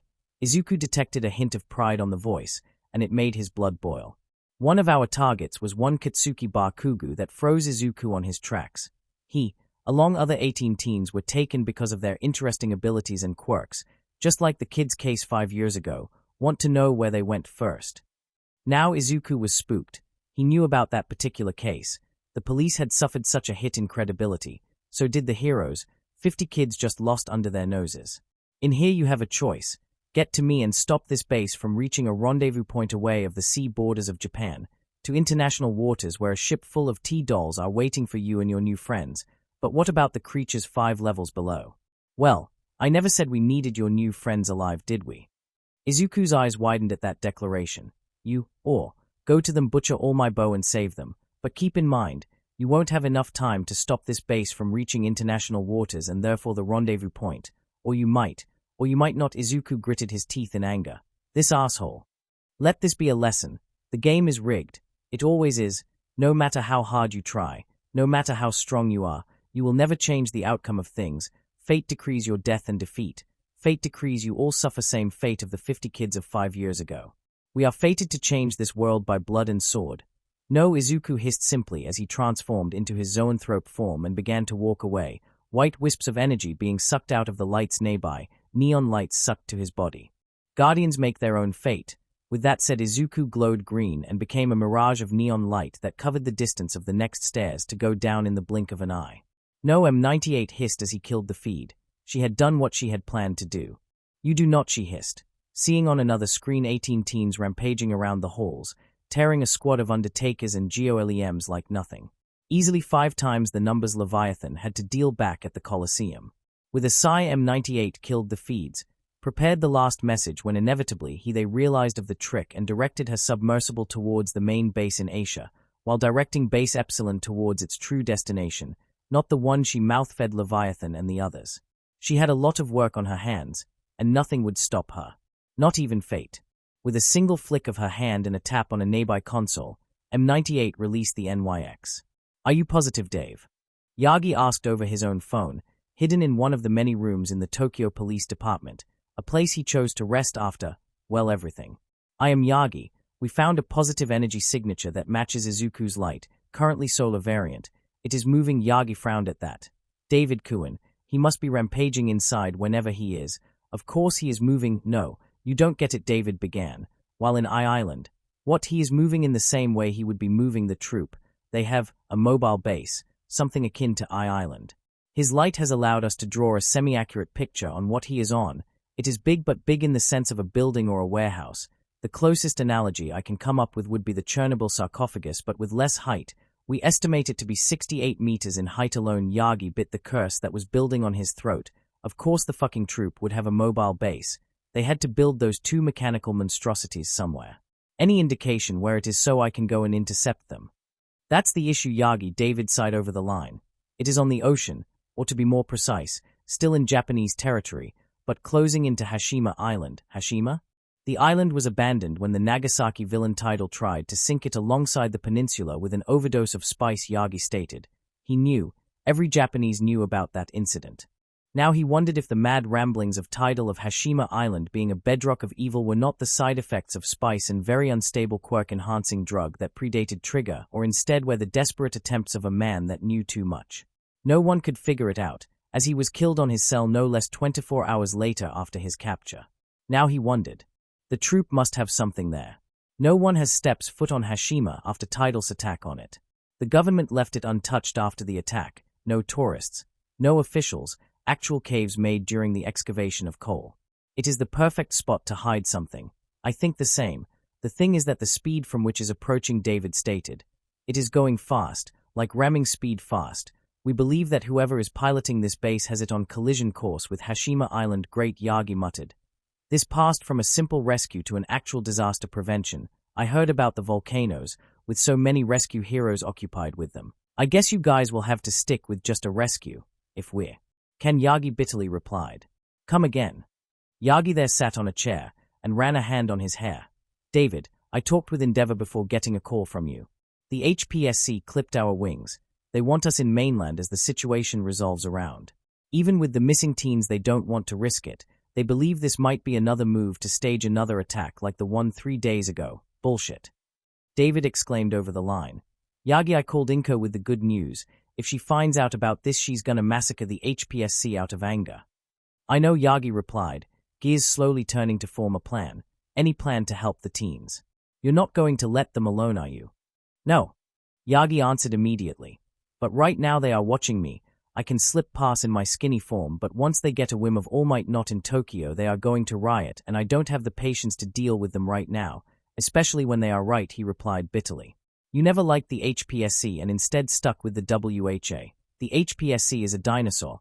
Honestly, they should have disbanded after that mess with their last president, but they are so dug in, Yagi complained, letting out a sigh. Look, keep me and Endeavor appraised on the situation. Try to run some interference on Inko-san, lest we want a Special Forces MOM trying to stage a one-woman suicide mission to rescue her son. Oh. Okay then, that caught Yagi off guard. You sound pretty chill about this, Yagi. Whatever Midoriya is in, it's moving at an alarming speed. By our estimated, it will reach Hashima Island in 15 minutes. I can run distraction against a mother that can gut me worse than All For One gutted you for that long. But you gotta find a way to make it to Hashima and assess the situation. Damn the committee and their rules. You already took down a massive mech. The heroes and the army can deal with the remnants. Whatever the troop wants with those teens is bad enough. Whatever they want with Izuku might be worse. David spoke, nervous. Dave, what aren't you telling me? David, the nemesis remains that got sent to us from the Raxus assault had Izuku's DNA all over it. I don't follow, the nemesis with quirks. Somehow, the troop was able to add quirks to it. That something was Izuku's blood. Now Yagi was standing up. Explain, it's Hax. Because of its permanent changes, Hax enacts what we call a light-speed evolution on his body. All he has is thanks to his body adapting to such a high degree that no other body with such a quirk would be able to. He has the most stable and malleable DNA on record. So stable, in fact, it acts as a bonding agent, a powerful one. If he ever has children, they will inherit parts of his current powers alongside evolved bodies that can handle their quirks as if the quirks were the ones not evolved, David replied. Oh, was all Yagi could say, because honestly, what else could he say now? But that same stability can be turned against him. His blood is a powerful agent, so powerful in fact that it can bond other blood samples, inject them into someone quirkless and voila, a quirked individual capable of wielding a quirk like if it was second nature. Dear God, now Yagi was spooked. It all now made sense. The gas, it must have Izuku's DNA. It doesn't explain the fatality rate. If the troop has him and the other teens, then it means they know about his blood and its bonding properties, will want to harvest all they can. Hashima must be a base or a lab if they are heading there. Yagi, you must get there. I know. With that said, he ended the call, pocketed the phone and then buffed up. For the past 3 days, he has been rather sparse with his time, using almost most of his time battling the bows, but disengaging just shy 1 hour away of his time limit. It had allowed him to fight better and rest his body proper. Right now he had over 2 extra hours if he was right, 2 hours to fight whatever that was in Hashima and ensure that the kids were safe. Leaving the room and stalking the halls, he wasn't surprised that he encountered several HPSC members walking towards him, trying to talk to him. He knew what they were tasked to do in reality, so he brushed them aside and made it outside the police department, just in time to see Hawks land nearby. Hey All Might, he said as he walked towards the number 1 hero. Of course they would send Hawks as well to try to keep him around. Hello Hawks, All Might said as he moved Hawks in the same way one would move a box. By grabbing him by the sides, putting him to one side then moving on. By Hawks, with that said, and a small flex of one for All Might was off into the air before anyone could said anything. The fuck just happened? Sink. The strange harmonic sound the gunblade whenever it was swung was something Izuku compared to the one of glass humming. Even as it tore meat and bone, the gunblade seemed to still emit the same sound with ease, which he might be because he's swinging it really hard. Then again in his zoanthrope form he is stronger than in human form. Add that with the light and his conduit physiology, he was surprised the gunblade hasn't snapped from the hilt by the swings and just ended up stuck on a wall after a swing. Moving to the side, Izuku left the attack of a golem pass him before he gathered Neon and aimed his palm at the exposed head. Not a second later, pure Neon opened a sizzling hole in the head of the golem as it collapsed on the ground. Then a liquor decided to take its place in attack. Izuku simply swung the gunblade upwards. The sound of glass humming was followed alongside the sound of a skull being split in two. Grunting at the sight, Izuku turned once more and began his advance. Last year Nir, Izuku hissed, letting out the full power of aura whisper wash over him.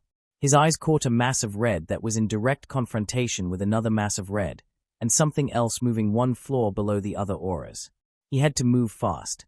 It was really lucky he was already on the floor where the auras were located, so he gathered neon around his body and moved. The game didn't do justice how one perceived world while moving in neon form. The sudden rush, the strange feeling of disjointing from normal forces governing you, the ability to move faster than you should, perceive faster than you should. Moving as light particles, neon particles to be exact, was such a rush. Blasting away in smoke was also such a thrill, but the sudden rush of feelings that was moving in neon form had it beat by a mile. It was such a thrill and sudden influx of information to keep up in movement at such a speed that allowed him to realize he was at the exposed side of a deathclaw that was getting attacked by either bullets and some pink goop that was eating its scales, skin, and bone. It was distracted, and Izuku loved distracted, overpowered enemies. It made the kills all the more satisfactory. So with that in mind he jumped, his form a green glowing blur to anyone looking, then shifted back into his solid form, gunblade in hand, and then he swung. With such strength behind his swing and how sharp the gunblade was, the head of the Deathclaw was easily detached from boom. Izuku cried in pain as his body was blasted by a hot force that sent him flying towards a wall, crashing shoulder first. What the hell? Bang! Bang! Motherfucker! He then cursed as he felt 2 shots enter his right leg and his right arm. It hurt, but the bullets just went to the skin and his neon and light constitution stopped them and pushed them off. Still hurt. Friendly fire. He cried when he had to duck from a goop of pink that he realized was pressurized acid being shot at him. He turned back into his human form. Friendly fire.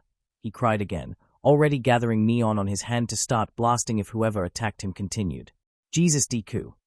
Izuku heard a familiar voice. Ponytail. Raccoon eyes, what the fuck you 2-inch. Izuku lifted his gaze as he heard steps coming his way. Then he spotted him. Bakugo Katsuki. With horns. Why you have horns? Izuku asked as the approaching Katsuki. So of course Katsuki would roll his eyes. You got shot and I blasted you out of reflex, and this is the first thing you notice. Katsuki asked as he grabbed Izuku by the shoulders and lifted him up. Also that motherfucker was on point, beautifully uttered, he added with a smirk. I got shot twice and someone tried to melt me after I decapitated a Deathclaw. So yeah, I cursed, Izuku argued, then smiled as he hugged Katsuki. Deku, what the fuck? When I heard the leader of this place say that they got you, I feared the worst. That they had cut you up and I would find you trying to put your spleen back in. How I was gonna explain to Auntie that. First off, get the fuck off me, man, Katsuki exclaimed as he broke the hug. I don't do hugs. Second, that's some morbid shit you just imagined there. Izuku looked at Katsuki, then pointed at the dead Deathclaw.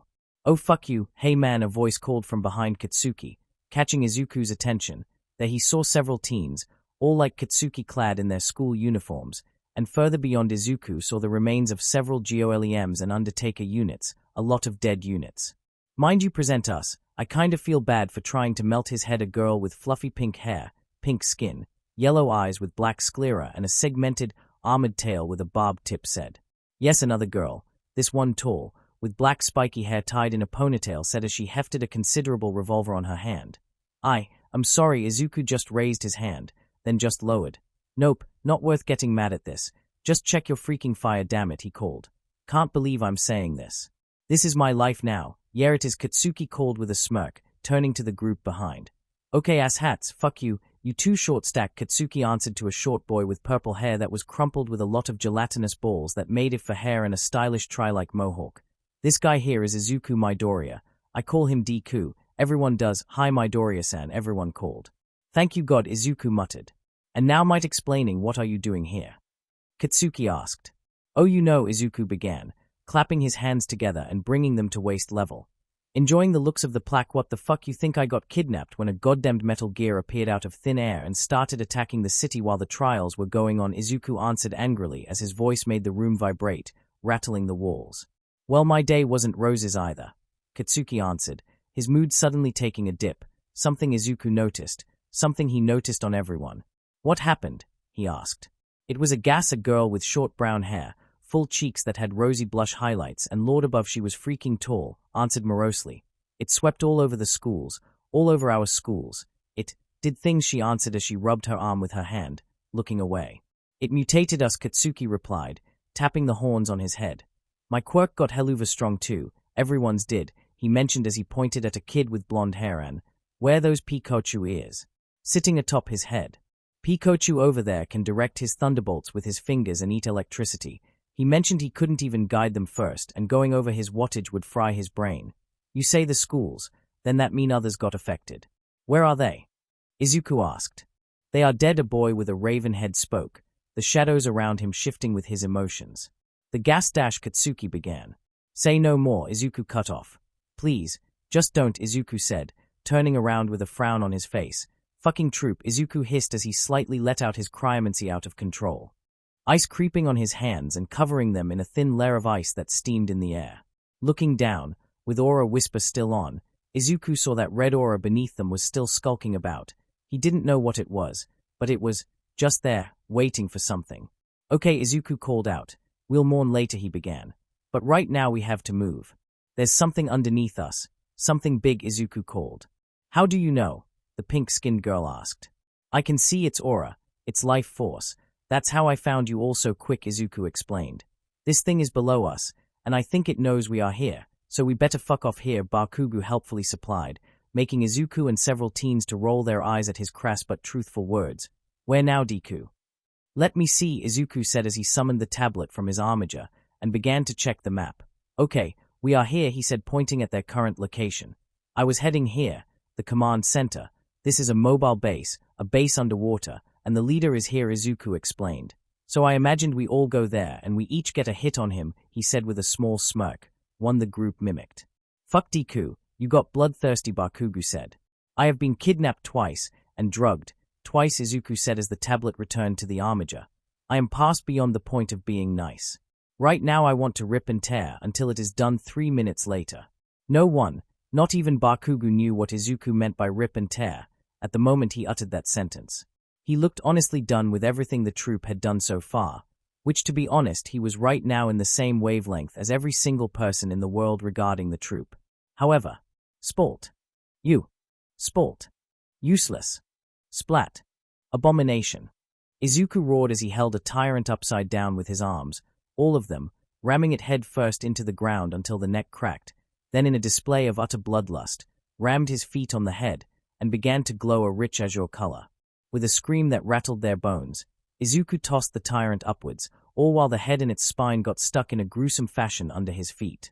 There he began to take deep breaths, kicking the head away. Okay, I'm cool now, Izuku called. Are you sure?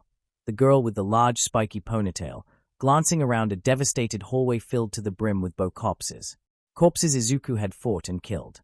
Do you need to vent on another murderous abomination? The boy with the Pikachu ears asked with some mirth on his voice. No, I just needed to, destroy some of my enemies, Izuku replied. Aldera might have been a villain breeding ground, but I studied there for 5 years. I knew people there. Even if most of the times I wanted to break a steel chair in their faces, Izuku replied. Fucking knew it, Bakugo whispered to a boy with black spiky hair and pointy teeth on his side. Nevertheless, a tall boy with dark short blue hair and glasses spoke as the tall girl with brown hair and friendly smile approached Izuku and patted him on the shoulder. We must endeavor to move onward and stop this base from reaching its destination. You're right, a girl with short violet hair and earphone jacks for earlobes spoke, slightly glancing around. And we got to do it fast. This thing began moving faster, and that thing you saw before. It is moving. It is big, really big, she said. Very well, onwards. The girl with the ponytail said as she led the group onward. A cacophony of steps on the semi-empty halls drew whatever creatures that still remained. This time Izuku was the one doing absolutely nothing, not out of want, but because everyone was beating him to the punch. When he tried to shoulder charge a licker, a massive boy with brown hair and thick lips simply grabbed the licker by the head and then squeezed. The head simply gave in like if there was no bones making resistance. Then he saw the girl with the earphone jacks for lobes suddenly move with the graze of a gazelle, actually ducking so low of a punch of a tyrant. The next thing he knows is that the girl just somersaulted into the extended arm, one of her jacks aimed at the tyrant, then it shot at the exposed eyes of the tyrant. He could easily felt the pulse travel from her extended lobe. Spalt. Then he saw the tyrant's head go off in a shower of gore as she back somersaulted off the arm, landing on one feet as she moved her head to the left as the tongue of a licker passed her, but not even touched her. The tongue was there caught in the hand of a blond boy with a thick, very thick tail with a blond bush at the end. With a single flick of his wrist, he actually pulled the liquor to himself. Then in a single movement he extended his fist to the approaching liquor. Then when it was close, oh so close, he moved. Spalt. Izuku was simply surprised by the sudden movement that simply flattened the liquor, like meeting a wall at top speed. Then he saw several liquors rushing at them, alongside several undertakers, unarmed mind you. How many of these things these guys have? The girl with jacks for lobes muttered. Not enough, Izuku stated, void light forming on his hands and taking the shape of a bow. Kaachan. Remember that move you wanted to make when you saw me play Sonic? Izuku asked. The ash blonde just grinned like a lunatic. Can you keep them steady? Izuku just smirked as he tensed his right arm, bow in hand, then with the left he yanked backwards, a string of pure energy coalescing on his hands alongside void light. Observe, he hissed as he let loose the first void arrow. It hit a liquor on the ceiling, this one coalescing into a pure void ball stuck in the ceiling that instantly triggered into several tendrils of pure void light that latched onto several bows. Izuku knew, however, it wasn't enough, so he launched another void arrow, this one meeting a wall, latching into it and casting more void anchors that latched onto the charging bows. Then he launched another, and another, and another. Soon the hall was filled with void tethers that downright stopped the advancing horde, something that would never occur in the game. Now, the shadow shot could easily immobilize a mob or a single target with enough void anchors tied to them. All yours, with a grin. Bakugo crouched into a running start. Been dying to do this since I was 8. Then to Izuku's surprise, Bakugo's shoes blew up alongside parts of his pants. With a single muscle flex, Bakugo was launched onward by explosions coming out of his legs like a murderous meatball, one that began to spin as his hands added into the explosions and fire that came alongside, becoming a ball of fire that easily overcame the trapped bows that were consumed by the approaching ball of death. Then it was over. As soon as it began, the bows were charred pieces of meat or simply were consumed by the void tethers upon death. But one thing was certain as Bakugo stopped at the end of the hall, smoke coming out of his palms and legs. That was fucking awesome. Bakugo shouted in glee. I'll say. Then again it was Midoriya-kun who kept them in place, the large teen with blue hair stated while chopping his arms like an action figure. Yeah, that was really cool, the girl with the jacks for lobes said. Honestly, it felt like something out of a metal song. Yeah, the Pikachu-eared boy said with a grin. Reach from the void, draw form the ether, light the hallway, litter it with the fallen, he said in some sort of beat. Pretty dark, but accurate, the raven-headed boy said with a nod of his head. Fix some verses and we might have something, the girl said with a grin. Okay then, the raven-haired girl stated as another girl with multicolored hair walked alongside her. We can have this conversation once we get out, she began. But now we must dash, groan. The sound of metal being tore and something making its way made the group uneasy. LAS, Izuku uttered, then his eyes widened. Everyone move. To Kaachan, he shouted. The group began to move as told, not knowing what had made Izuku so boom. Crash. Okako Uraraka, last in the group, was blasted into the air as shrapnel was launched and clipped her. Falling to the ground, she turned around, only to gape in shock to what she saw. A massive head that had no defining features. Honestly, it looked like a worm head, until the tip began to open like a flower, a grotesque meat flower that exposed rows of vibrating teeth and a gaping mouth that showed the inside of the esophagus, filled with teeth as well. Then it lunged at her, and she screamed. Then there was purple, and the maw met it and it crashed with a dull thunk that made her wince. Looking about, she spotted Izuku, arms outstretched, who then looked at her. Creast, stand. Your destiny is not to die to this lure, worm, he intoned as he reached to her. She took his hand and stood up, even as the worm began to bash its maw to the barrier. The fuck is that thing? One of the teens asked in shock, seeing Izuku and Okako move away of the barrier. I believe the thing Midoriya-kun saw with his aura vision. I hunger, a boy with a rocky-like head and stoic-like body spoke, reaching for his ears and covering them with his hands. It is saying I hunger, meat, blood, scream. It want to kill us, he said as Izuku and Okako reached the group and heard him. Scream, you say? Izuku said with a sneer. Okay, let's give it something to scream about, Izuku said. Go to the command center, find the leader of this place and stop this base. I'll deal with this thing, Izuku said, looking at Bakugo in the eyes.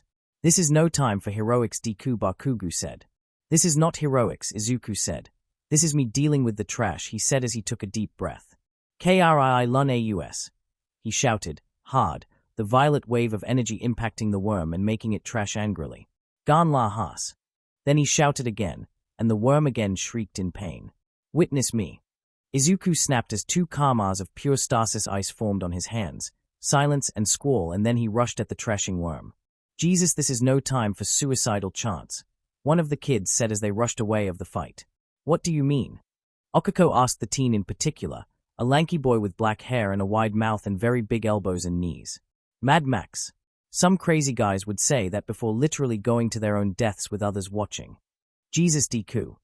Bakugo snapped, ready to turn back, even more as he and the others heard the sound of the fight. Only to be beaten by Uraraka. Go, I'll help him. See you on the command center, she said as she rushed back, the walls buckling inwards as she passed them. Of course, someone makes a heroic last stand against a gigantic dick with teeth and the cute girl decides to go join him. Typical, the short boy snapped with some tears on his eyes. Why you had to be so cool, you green moped motherfucker. Bakugo bit the retort back, looking onward. This past months had gave him an insight of things, of how he had been as a person, as a friend, as a son. He did not like what he had seen. Change of course did not come quick or easily. However, right now, the one thing he could do, aside from beating the feeling nurtured for 10 years that Deku was looking down on him, the only thing he could do was to trust Izuku. Something he has not done in 10 years. Okako turned the corner, instantly ducking as a teeth passed her head, seeing how the worm and Izuku continued battling, the worm trying to crush Izuku with its bulk, and Izuku slashing and dicing with those ice kamas. Okako narrowed her eyes. She had seen his power. He was powerful. But he was alone. Not anymore. Tapping her fingers to her body, Okako extended then her arms, and she let loose. Izuku for his part became a mirage of neon as the worm tried to bite him on the ground, only to look surprised as the walls suddenly began to detach and become massive shrapnel that embedded itself on the worm's hide, making it raw. Looking back, he saw Okako, the girl with cute features, floating in the air, a black aura around her. I am the harness of creation, she shouted, eyes fully black, clenching her hands and causing the bolts on the wall to become deadly bullets that began to fly around and tore through the meat of the worm. With a small smile, Izuku threw silence at the worm, hitting it immediately and causing instant frosting on the impact zone, but due to its bulk it would not freeze fully. Then he tossed Squall to the ground. Immediately a tornado of stasis formed and traveled towards the trashing worm. Taking some steps back, Izuku looked at Okako, the girl looked back, then nodded to one another. With a shout, Izuku ran to the worm, then he turned into neon, easily making its way to the beast, landing on the trashing body. Then he brought his braces together, a smirk on his face. Then he grinded them apart. Universitas. Okako smirked as she saw Izuku unleash a fragment of the creation of everything point blank at the worm. She could feel it. She could feel the beginning of the song that started it all. And she couldn't wait to hear the encore of it. Bakugo winced when he heard the scream, expecting a blood-curdling scream of agony and then silence. Boom. Bam. Boom. Zuyu lost Dinak, I'll do line. Great, Deku got a flair for the dramatics, Bakugo muttered to the pink girl at his side. Doesn't sound that bad, was her answer. I'm going to shove Jupiter's gravity well down your throat. Okay, the pink girl said upon hearing Okako scream boom. They are going to destroy this place before we escape it, the short boy with purple hair exclaimed in near tears. No, Bakugo replied. I know Deku for a long time. He's not one to entertain collateral damage, even if necessary, Bakugo said, turning a corner and reaching a set of stairs, hopefully the last set. Maybe so, but the creature might not agree so much and might force his hand if it resists too much, the dark-haired girl said with a worried glance behind them. Then we haul ass before Deku decides to go nuclear. Bakugo exclaimed as they doubled their frantic pace. It helped that there were no more bows aside from the worm that was being fended off by Izuku and Okako, so reaching their destination was more of a matter of stamina. After what seemed to be the longest minute and hallway of their lives, they reached it. A massive, closed door. Oh fuck no, the pink girl exclaimed. Toru. Fastball me, she cried to the girl with multicolored hair who nodded, grabbed her by the waist, and with surprising strength that didn't befit her small frame, tossed her like tossing a pillow, hard, at the door. But the pink girl wasn't even worried, her arms aimed at the door as knives as pink goo began to coat them. Then she impacted the door with a thunderous thud, but she didn't even felt it as her arms covered in the goo simply went through the door sides, a horrible hissing sound and smoke coming out as she slowly began to slid down, her molecular acid eating the door's frame and molecular bonding with ease. Then she felt hands gripping her ankles, and knew immediately who it was, Only one person had that grip on her ankles. Kiri, I swear if you look up I'm gonna kick your ass. Mina, everyone knows you wear shorts, the boy holding her ankles said with a small shark-like grin before yanking her down, her arms still emitting the molecular acid and burning a damaging swat on the door frame. Once it looked the damage was well and done, the tall boy with blue hair called to them, assuming a running start. Please move, he said, the clothed elbows suddenly blowing up and burning up alongside the cuffs of his pants, revealing exhaust pipes on his elbows and his calves, each exhaust port suddenly extending and emitting blue fire. Then he blurred in a blast of sound. Mina and Kiri already moved away, only saw a blue blur and the vague human shape that impacted the damaged door and bended the metal of it. The damage to the frame enough for the extended force to make it fly towards the room and for the boy to grind his feet to the floor and stop his momentum, his right leg slightly trembling and in a kicking position. Knock knock, the short boy with purple hair said with a smirk, pulling 2 balls of his hair and entering the room. Who ordered pizza with added pain and pepperoni? The blonde boy with Pikachu ears exclaimed, letting electricity cover his body, a nasty grin forming on his face. You two are impossibly cringe, the girl with jacks for ears exclaimed. Oh, you love me for it, Kyoka-chan, the blonde boy said. Like I love a punch to the gut, Denki, Kyoka said with a small smirk, hearing the short purple-haired boy snort in some amusement, then slightly gasp when Bakugo simply brushed past them. Okay, fuck face, show yourself. I'm going to blow your face into your ass. Bakugo yelled angrily, scanning the room filled with upturned chairs, broken monitors and, okay, officially this place creeps me out, Toru muttered as she glanced around. Yeah, it has the whole something went horribly wrong vibe, Mina muttered, eyes darting in some paranoid way, almost always to the ceiling. Find that fucker. I'm not on the mood to kill Terminator dolls. Satisfying as it might be, Bakugo snarled as he began to pace around the room like an angry beast, the teens fanning out and searching around, even as the fighting and trembling around began to intensify. It wasn't long before someone found something. The abyss, take us, the raven-headed boy said in a whisper, one loud enough for someone to hear. The fuck you found, Po? Bakugo asked. The raven-headed teen didn't say anything. The shadows under the chair taking life and turning the chair violently did that for him. The violence of the spin caused the dissected and desiccated corpse of someone to fall to the ground, a gaping wound on what it was supposed to be its chest, no organs in sight. Heavens, the girl with raven hair in a ponytail said with horror. Everyone winced as the speakers came to life in a horrible fashion. So, you finally reached the center, didn't you, Leviathan? A female voice sounded, making everyone tense.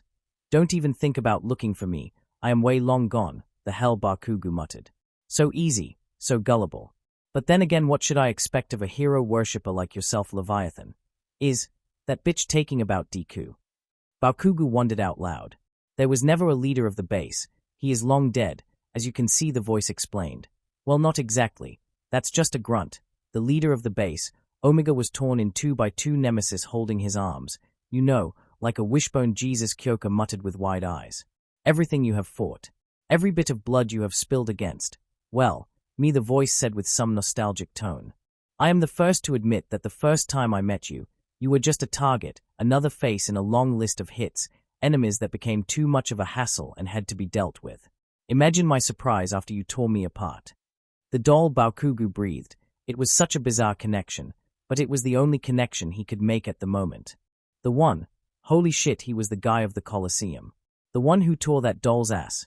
The blonde-haired person with Pikachu ears said in shock. The fire. It burned.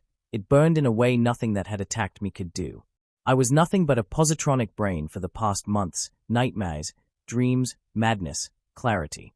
There, alone, your words made sense to me. A man chooses, a slave obeys. The fuck that's supposed to mean? Bakugo asked. The illusion of choice, perhaps, the raven-headed boy muttered. A man chooses, but is it really a choice if the game is rigged from the start? Or if there is a choice at all if it is slavery? And a slave obeys, but obeys what? A specific order, or given the order to disobey, to be free, he said, narrowing his eyes. The very concept alone could drive sane minds asunder. I shudder to imagine what it did to the mind of a machine, tied to pure logic, apparently. Drive it insane, the boy with a rocky head said with a whisper. Insanity is subjective in the grand scheme of things, especially if it enlightens you to the truths of the matters, of your goals, of reality. Dude, Midoriya-san drove it mad with words, Kiri said with a shaky grin.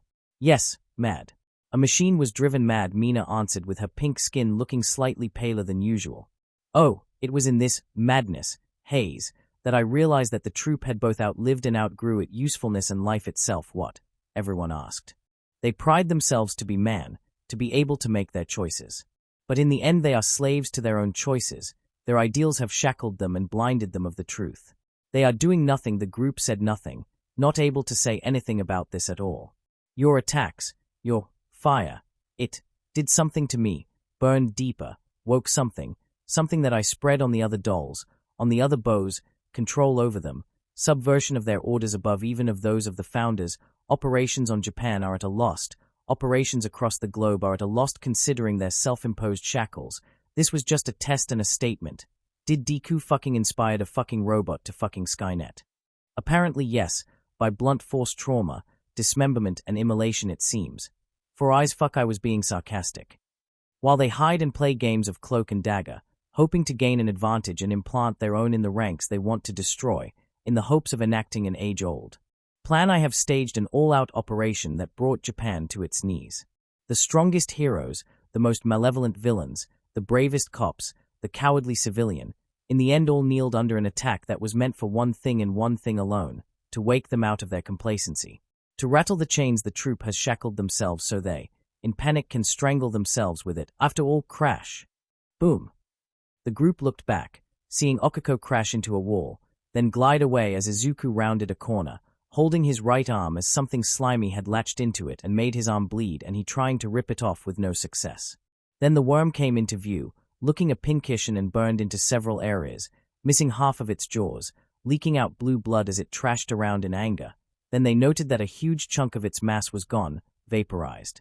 Everyone closed the door. Okuko called. We melt it open. You what? Then the entire base buckled and shifted, making them lose their footing. Okuko, the only one floating, turned around and extended her hand, catching Izuku in a gravity well and bringing him to herself as the worm also lost whatever footing it had and tumbled around, letting out angry hissing sounds as its mass met the walls and painfully dug the metal pieces in its flesh further in. It won't just die. Deku, nuke it now. You taught me one valuable lesson. Sometimes, you have to just take control. Izuku turned to the worm, the pain on his right arm unbearable. It hurt as much as the fucking curved teeth that were still digging in his flesh and this shit tied around his arm constricting it. With a yell, Izuku gathered parasite energy and mixed it with light. He was going to use Inferno on this crash. Boom. The world blackened for the 20 teens there. And make everyone believe they are in control. All Might flew. Not flew like normally any other person with a flying quirk would. More like he jumped so high and began to kick the air so hard that he looked like he was flying. He was more like a rocket at this point. A grinning, smiling, buff and really eyesore of a rocket. One that had broken the sound barrier and was closing into Hashima Island. The hell? All Might muttered, seeing the water shift and displace as something massive emerged from its depths. It looked like the front of a ship, aimed and curved in such a way that it would cut water on its way and make travel easier. The thing seemed to erupt from the sea, like a black beats of legend, ready to swallow anything on its path. Then he saw it. Something behind it that accelerated the massive base. This thing was as tall as UA's main building, and easily larger in scope. Boom. Crash. Shit. All Might swore, really hating the fact that small moment of introspective hadn't permitted him realize that the base had accelerated into a collision course into Hashima Island, and had crashed mightily. The coast where it had crashed simply cracked under the weight and mass of the base in movement. Terrain was torn apart as the base gouged the land. But the base wasn't holding up as well as he expected, as pieces of the hull of the base simply gave in. Gouges of steel-led wires came asunder, allowing the terrain to enter and gut the mobile base further. Other things come out like massive pieces of machinery and what he assumed was weapon parts of some sort in metal boxes, spilling out like guts. Biting a curse, the symbol of peace kicked the air one more time, aiming himself at the only spot he saw that seemed to be a viable entry point for a living projectile like him. Some sort of blackened glass that was no bigger than one of the glasses in one of UA's floors. So he aimed at that, fists onward. Bam! The glass shattered under his fists. Thick and heavy, he noted, easily as thick as a meter, which pretty much meant that it could have been bulletproof. Also he saw wires inside the glass, alongside small cameras embedded in it, which led him to believe this was their main way to survey an area without compromising structural integrity and therefore making something like weak glass. Which led him to believe he was inside a bridge of sorts, something he came to realize as true as he beheld the many chairs, consoles and kids. The symbol of peace shouted as he rushed the fallen and groaning teens on the ground. He didn't even care about the desiccated corpse nearby. It was dead. The kids were not. Most of them were bleeding from small cuts on their hands and faces after the fall. Some were groaning in the ground, holding their limbs. All might. One of the kids, a girl with pink skin, asked in some shock, eyes unfocused. Eyes darting around. The symbol of peace eyes fell on the form of Izuku Midoriya. He cried, rushing to the fallen teen that was actually embraced protectively by a tall girl. Like really tall girl. He could tell she was like going to tower over everyone on the room, aside him. The tall girl who had Midoriya on her arms turned to face the symbol of peace with a slight grimace. The boy in question had a grimace of pain and agony as he looked at his arm and what the hell he had tied to it. The creature the girl spoke, tired, pained. She grimaced as she helped Izuku sit on the floor, then reached for her own sides. It shot something out when Midoriya-kun blasted with some sort of primordial explosion. It fired it at me and he took the hit, she said with a grimace. Fucking troop, Izuku gasped, reaching for the thing wrapped to his arm, ready to tear it off if needed. Only the hand of All Might prevented him from doing it so. With a deep breath, All Might assessed the situation and took a decision. In less than a minute later, 20 teens had blank, lost looks as they wondered how they ended up outside the base, on solid ground, with actual dirt on their fingertips, the sun beating at their faces, and with Izuku groaning as the strange tongue with teeth seemed to cling harder to his arm. I am done with this, he groaned as he summoned his siren arms, each one glowing toxic green, 3 of them gripping the mass of flesh around his arm. Then he did a stupid thing, and yanked. Izuku screamed in pain as he did so, especially as the tentacle actually came off, in several parts. This is what he gets for using corrosive siren arms to melt this shit and remove it. Some didn't got off. Jesus Deku Bakugu groused as he kneeled to the pained teen, the grabbed one of the stuck pieces of meat. I swear auntie will kill you for this, he said as he let out an explosions, blowing the piece of tentacle apart and tossing what was left, then doing the same with every piece. There Katsuki looked away with a shake of his head. Fuck Deku, he muttered, seeing Izuku's right arm. The teeth underneath the tentacle had been serrated and had been oozing some sort of clear liquid that at the beginning one could mistake as saliva. Saliva didn't start hissing on contact with skin and blood, and that was exactly what Katsuki was seeing when he and Izuku removed the tentacle, then and what was under Izuku's skin. Parts of the skin had melted, leaving the flesh exposed to the air. That was the clean wounds. The ones where the teeth and saliva had made contact and penetrated had melted the skin, flesh and muscle up to the bone, and he could see the fucking bone in several parts of Izuku's arm, like the bone on his forearm and also near the elbow and shoulder. Those were the worst as much had been melted. In others it looked like someone had opened holes in Izuku's skin, small dots of white that were in fact the bone, that by some miracle hadn't been melted. Katsuki assumed it was because of the substance only reacting to flesh and blood. Otherwise Izuku would be missing that arm. That was stupid. Kiro, the girl with frog-like features, said with a deadpan look on her face, almost void of any feeling. But Katsuki could see that she had lost every bit of color on her strange, multicolored and scaly-like skin. I don't want to hear it, Izuku groused as he slammed his left hand on the ground, punching a hole and taking a chunk of rock of it. Then, in front of Katsuki and the frog girl, the piece of rock began to be eaten away by Izuku's exposed hand. All the while small portions of flesh in Izuku's ruined right arm began to grow back and knit back together, albeit in a slow manner. It was slow, really slow, but new tissue was growing back, and it frustrated Izuku. That tentacle had some sort of acid, Katsuki mentioned as the teens began to flock around, mostly wondering and staring in grim fascination as Izuku grew new muscles to cover the exposed bone. Freaking wonderful, Izuku hissed in slight anger, seeing how some of the tissue began to recede after some time. Just wonderful, the acid is still coating the wounds, got to clean it, he muttered. Not a second later someone was holding what seemed a rag over the wound and began dabbing it away, making him hiss. Looking up, he saw a boy with several exposed arms and a mask over his face, silver hair being his most prominent feature in his head, part of his school jacket ripped and being used to clean his wounds. You jumped to fight that creature when you didn't head to, the boy said. The very least I can do is help somewhat. Yeah, what you did was hella manly, the boy with shark teeth said. But this was kinda stupid. I got 3 healing options and I can Regan, Izuku hissed, solar light pooling on his left hand, forming on as a sword that he rammed into the ground, forming a pool of light that began to invigorate him and those close to him. Oh, this is nice, the pink girl said with a small smile. She noted how the flesh on Izuku began to heal, now at a more accelerated pace, and how some steam began to emerge from the wounds. "That's the well of dawn for you," Izuku slightly stammered, seeing how everyone began to gather around the well and getting healed rather fast. His wounds were also healing. The less swallow, he noted, was scarring. "Mom's gonna kill me," he said as he took another rock and began to absorb it, feeling its effects and kick the regenerating powers of a conduit. He slowly flexed his fingers and actually frowned. "Freaking wonderful grew muscle back, but I have to relearn a lot of things. And I lost my bracer," he muttered. "You lost skin and muscle, we could see the bone, and you're worried about a bracer?" Denki asked. "Priorities, man. It was part of Ragdoll's original costume and I had carved several glyphs in the metal I added to it," Izuku answered with a pout. "I had to lose it to the deranged cousin of the gravedigger. Freaking wonderful. Forget that, how the fuck you got Ragdoll's original bracer?" Bakugo asked. "And glyphs?" the raven-headed boy asked with some mirth. "A practitioner of the arts, I see. I am so done right now," Izuku muttered, flopping on his back and resting on the hard floor. Something everyone did as well, letting out a collective sigh as they could rest, finally. "Really, how you got Ragdoll's original braces?" Bakugo asked, making Izuku groan.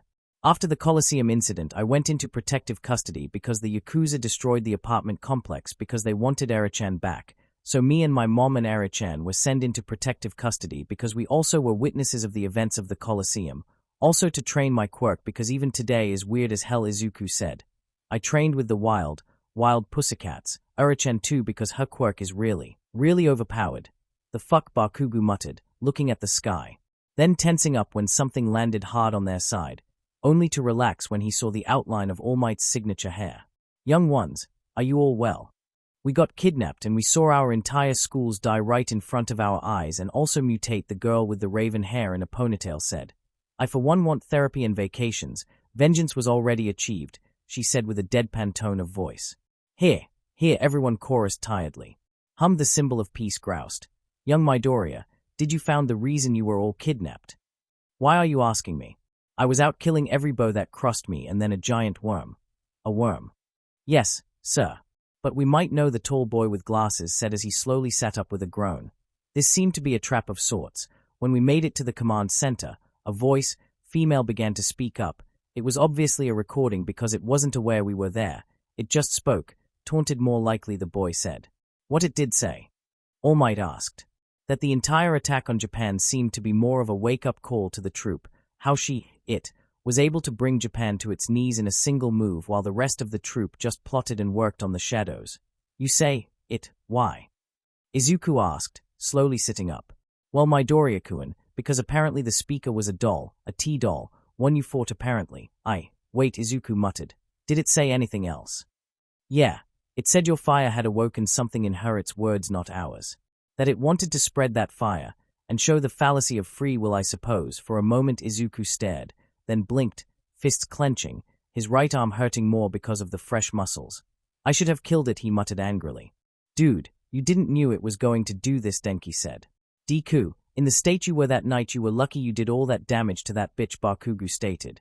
"Right now we don't need you feeling guilty and saying you feel guilty about this because like Pikachu here said, you didn't know." "Oh no," Izuku said.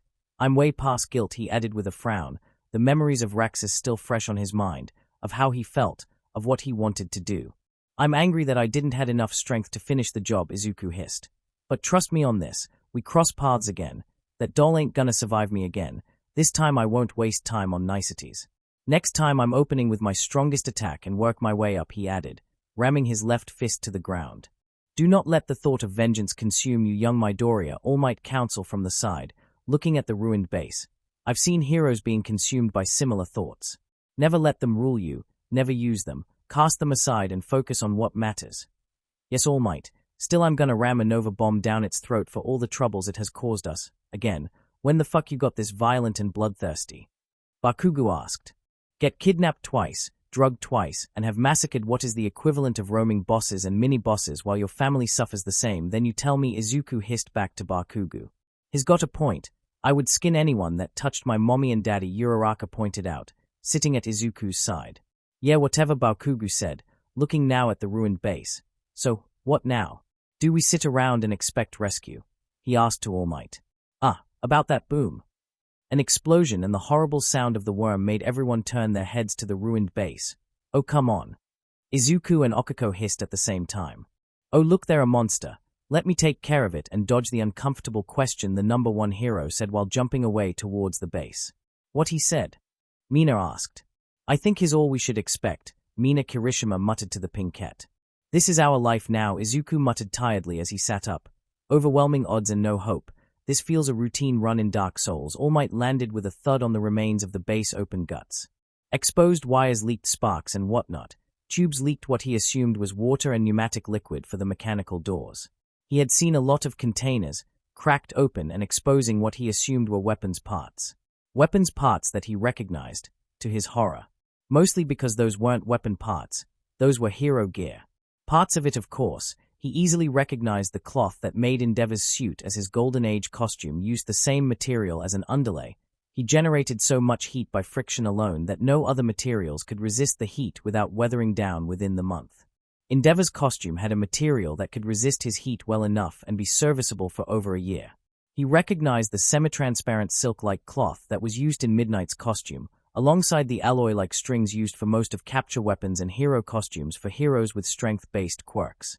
He also saw plates for heroes that used armor, like Ingenium, but broken down into the basic components, square plates ready to be used in the fabrication of the armors themselves. He also saw gun barrels, like lots of gun barrels, alongside blades of all kinds and tanks filled with what seemed to be milk. But he knew milk didn't hiss when it hit the ground, or was stored in tanks like fuel, or so said tanks had a flammable and corrosive labels on the side. Soon it came to him. This base was by all means and appearances their main base, and a fabric in the off case it was needed, and one of the other more grounded bases could not supply them with the needed manufacture needs. All Might simply scowled at this. All this material was made by support companies, all trade market and stuff, meaning that this guy's having this meant two things. One, they actually had inside men within those companies and ensured to divert small quantities of the material to the troop, small enough that no one would notice upon an initial inspection, or if a detailed one was made then so said person would be able to cover it up, which made him iffy in on itself. Or to everything here were like T-dolls, cheap copies of the originals, bastardized copies made on the cheap, but sturdy enough to accomplish the intended goal and made in mass to ensure that there was always a replacement for one part if it broke. That alone raised more questions. It was the marionette incident all over again. But right now that could wait. The base was stranded on solid land, and considering how he left, he was sure Hawks had told the HPSC what had occurred, which meant they must know where he went and must be either marshalling reinforcements in the form of heroes and soldiers to come to Hashima given his path, or send Hawks because he is the HPSC pet project and he obeys every. A groan made his thoughts stop altogether, a groan of metal and flesh. Pitiful and pained, All Might narrowed his eyes. Advancing at the source of the sound, he found himself surprised by the sight. There it was, the worm young Midoriya had fought, and it showed. Pieces of metal were painfully impaled on the side of the massive bus-size wide creature. Its long body was shredded and pelted in several parts, and there was a point in which it was severed, cut almost clean by a massive explosion of sort. This screamed Midoriya's handiwork. He had no love for bows and tended to kill them on sight and with justified brutality. This one was so big that had survived out of sheer size, but it seemed that it would soon die because it looked like if it was panting for breath. And the sides of the create were burst open. All Might didn't notice it before thanks to the damage the creature had sustained, but now, it looked like something had come out of the worm. This thing, All Might muttered, what it was carrying. Then a shadow fell over him, and when he turned he got his answer. So, you use primordial fire. No, it's a manifestation of the quantum forces that govern us. Didn't you hear him, Kaminara-kun? Yeah, Uraraka-san. Still sounds weird. Izuku just rolled his eyes, looking at the sky and the clouds passing by. The moment All Might had left to the ruined base, the group had little to nothing to do, so they stayed quiet for a while, until one Rikido Soto asked about his quirk. The conversation, which started innocently enough, quickly evolved into aside from his obvious breaking of the natural laws and manifestations of unnatural forces that rule the cosmos and other stuff, to him asking about their quirks, which led to everyone to present each other and say what their quirks were. Yes, as in past tense, because right now they didn't knew what their quirks were anymore. According to one Momo Yarararozu, the mist had changed their quirks to such a state that at the beginning it had scared them, but as the bows had begun pouring in, they had turned their now slightly uncontrollable quirks against the bows with impunity. After all, the laws protected against the use of quirks against people unless you were a licensed hero or there were extenuating circumstances. They never said anything about using it against bows or kidnappings by a terrorist organization, a convenient loophole. Izuku had learned so much about their quirks that he was kinda mad he did not put his notebook and a pen in his armature. For example, Okuko Uraraka had a gravity alteration quirk that activated when she touched something with her 5 fingers, as the tip of her fingers had small pads that activated the effects of her quirk, and deactivated when she put both her fingers together.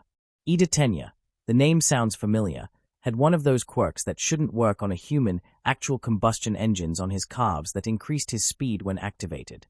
Of course, all was in past tense, because the mist, as they said, had mutated their quirks, which led to other question. What happens now? Aside from the obvious absurdity of Midoriya-san wielding fires hotter than the sun itself, Ida began. The most pressing matter right now will be finding where we are. That way we can orient ourselves, he said in a clipped manner. We are in Hashima Island, one Minoru Mineta said simply. And how you know that? Kyoka Jiro asked. Her answer was Mineta pretty much pointing at a spot in the horizon. There, where he was pointing, was a small poster that said Welcome to Hashima Island.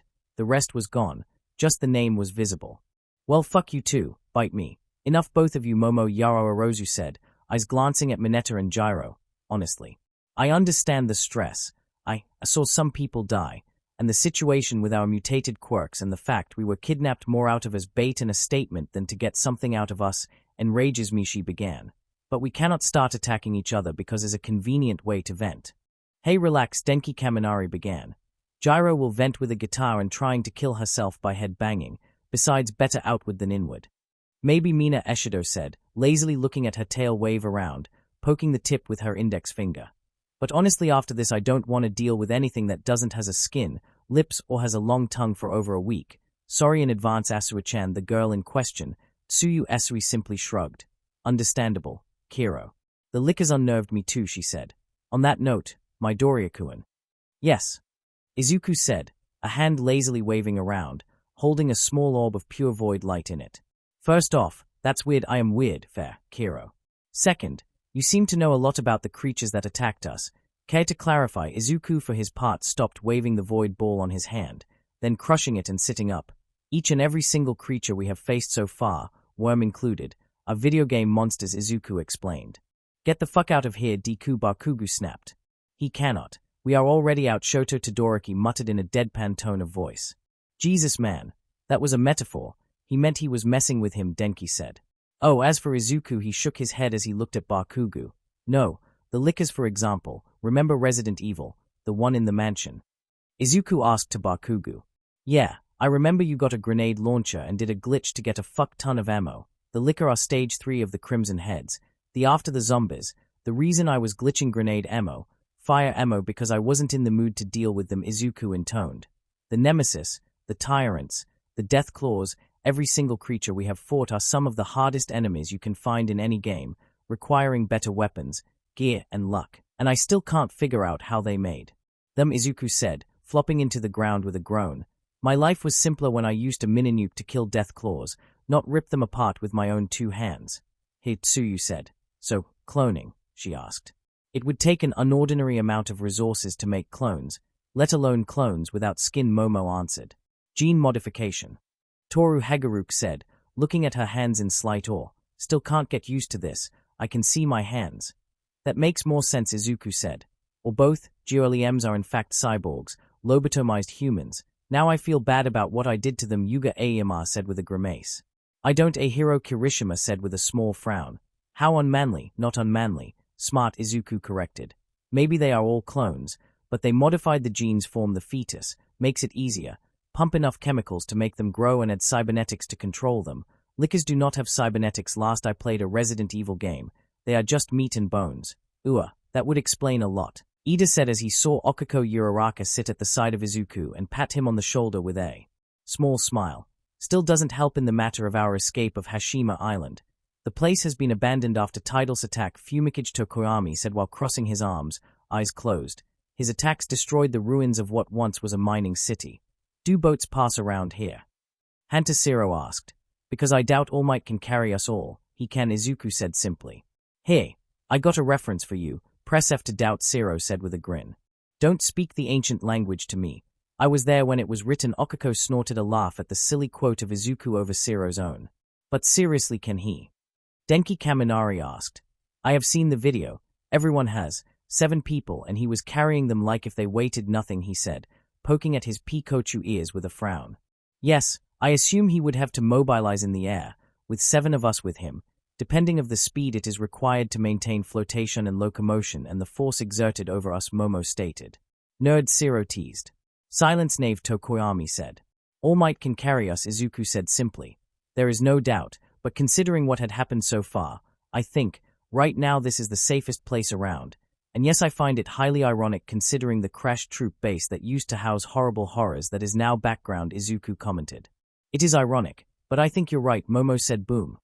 Then a huge chunk of the base suddenly blew up, smoke rising out of the damaged structure, and something was sent sailing out of the smoke, leaving a trail.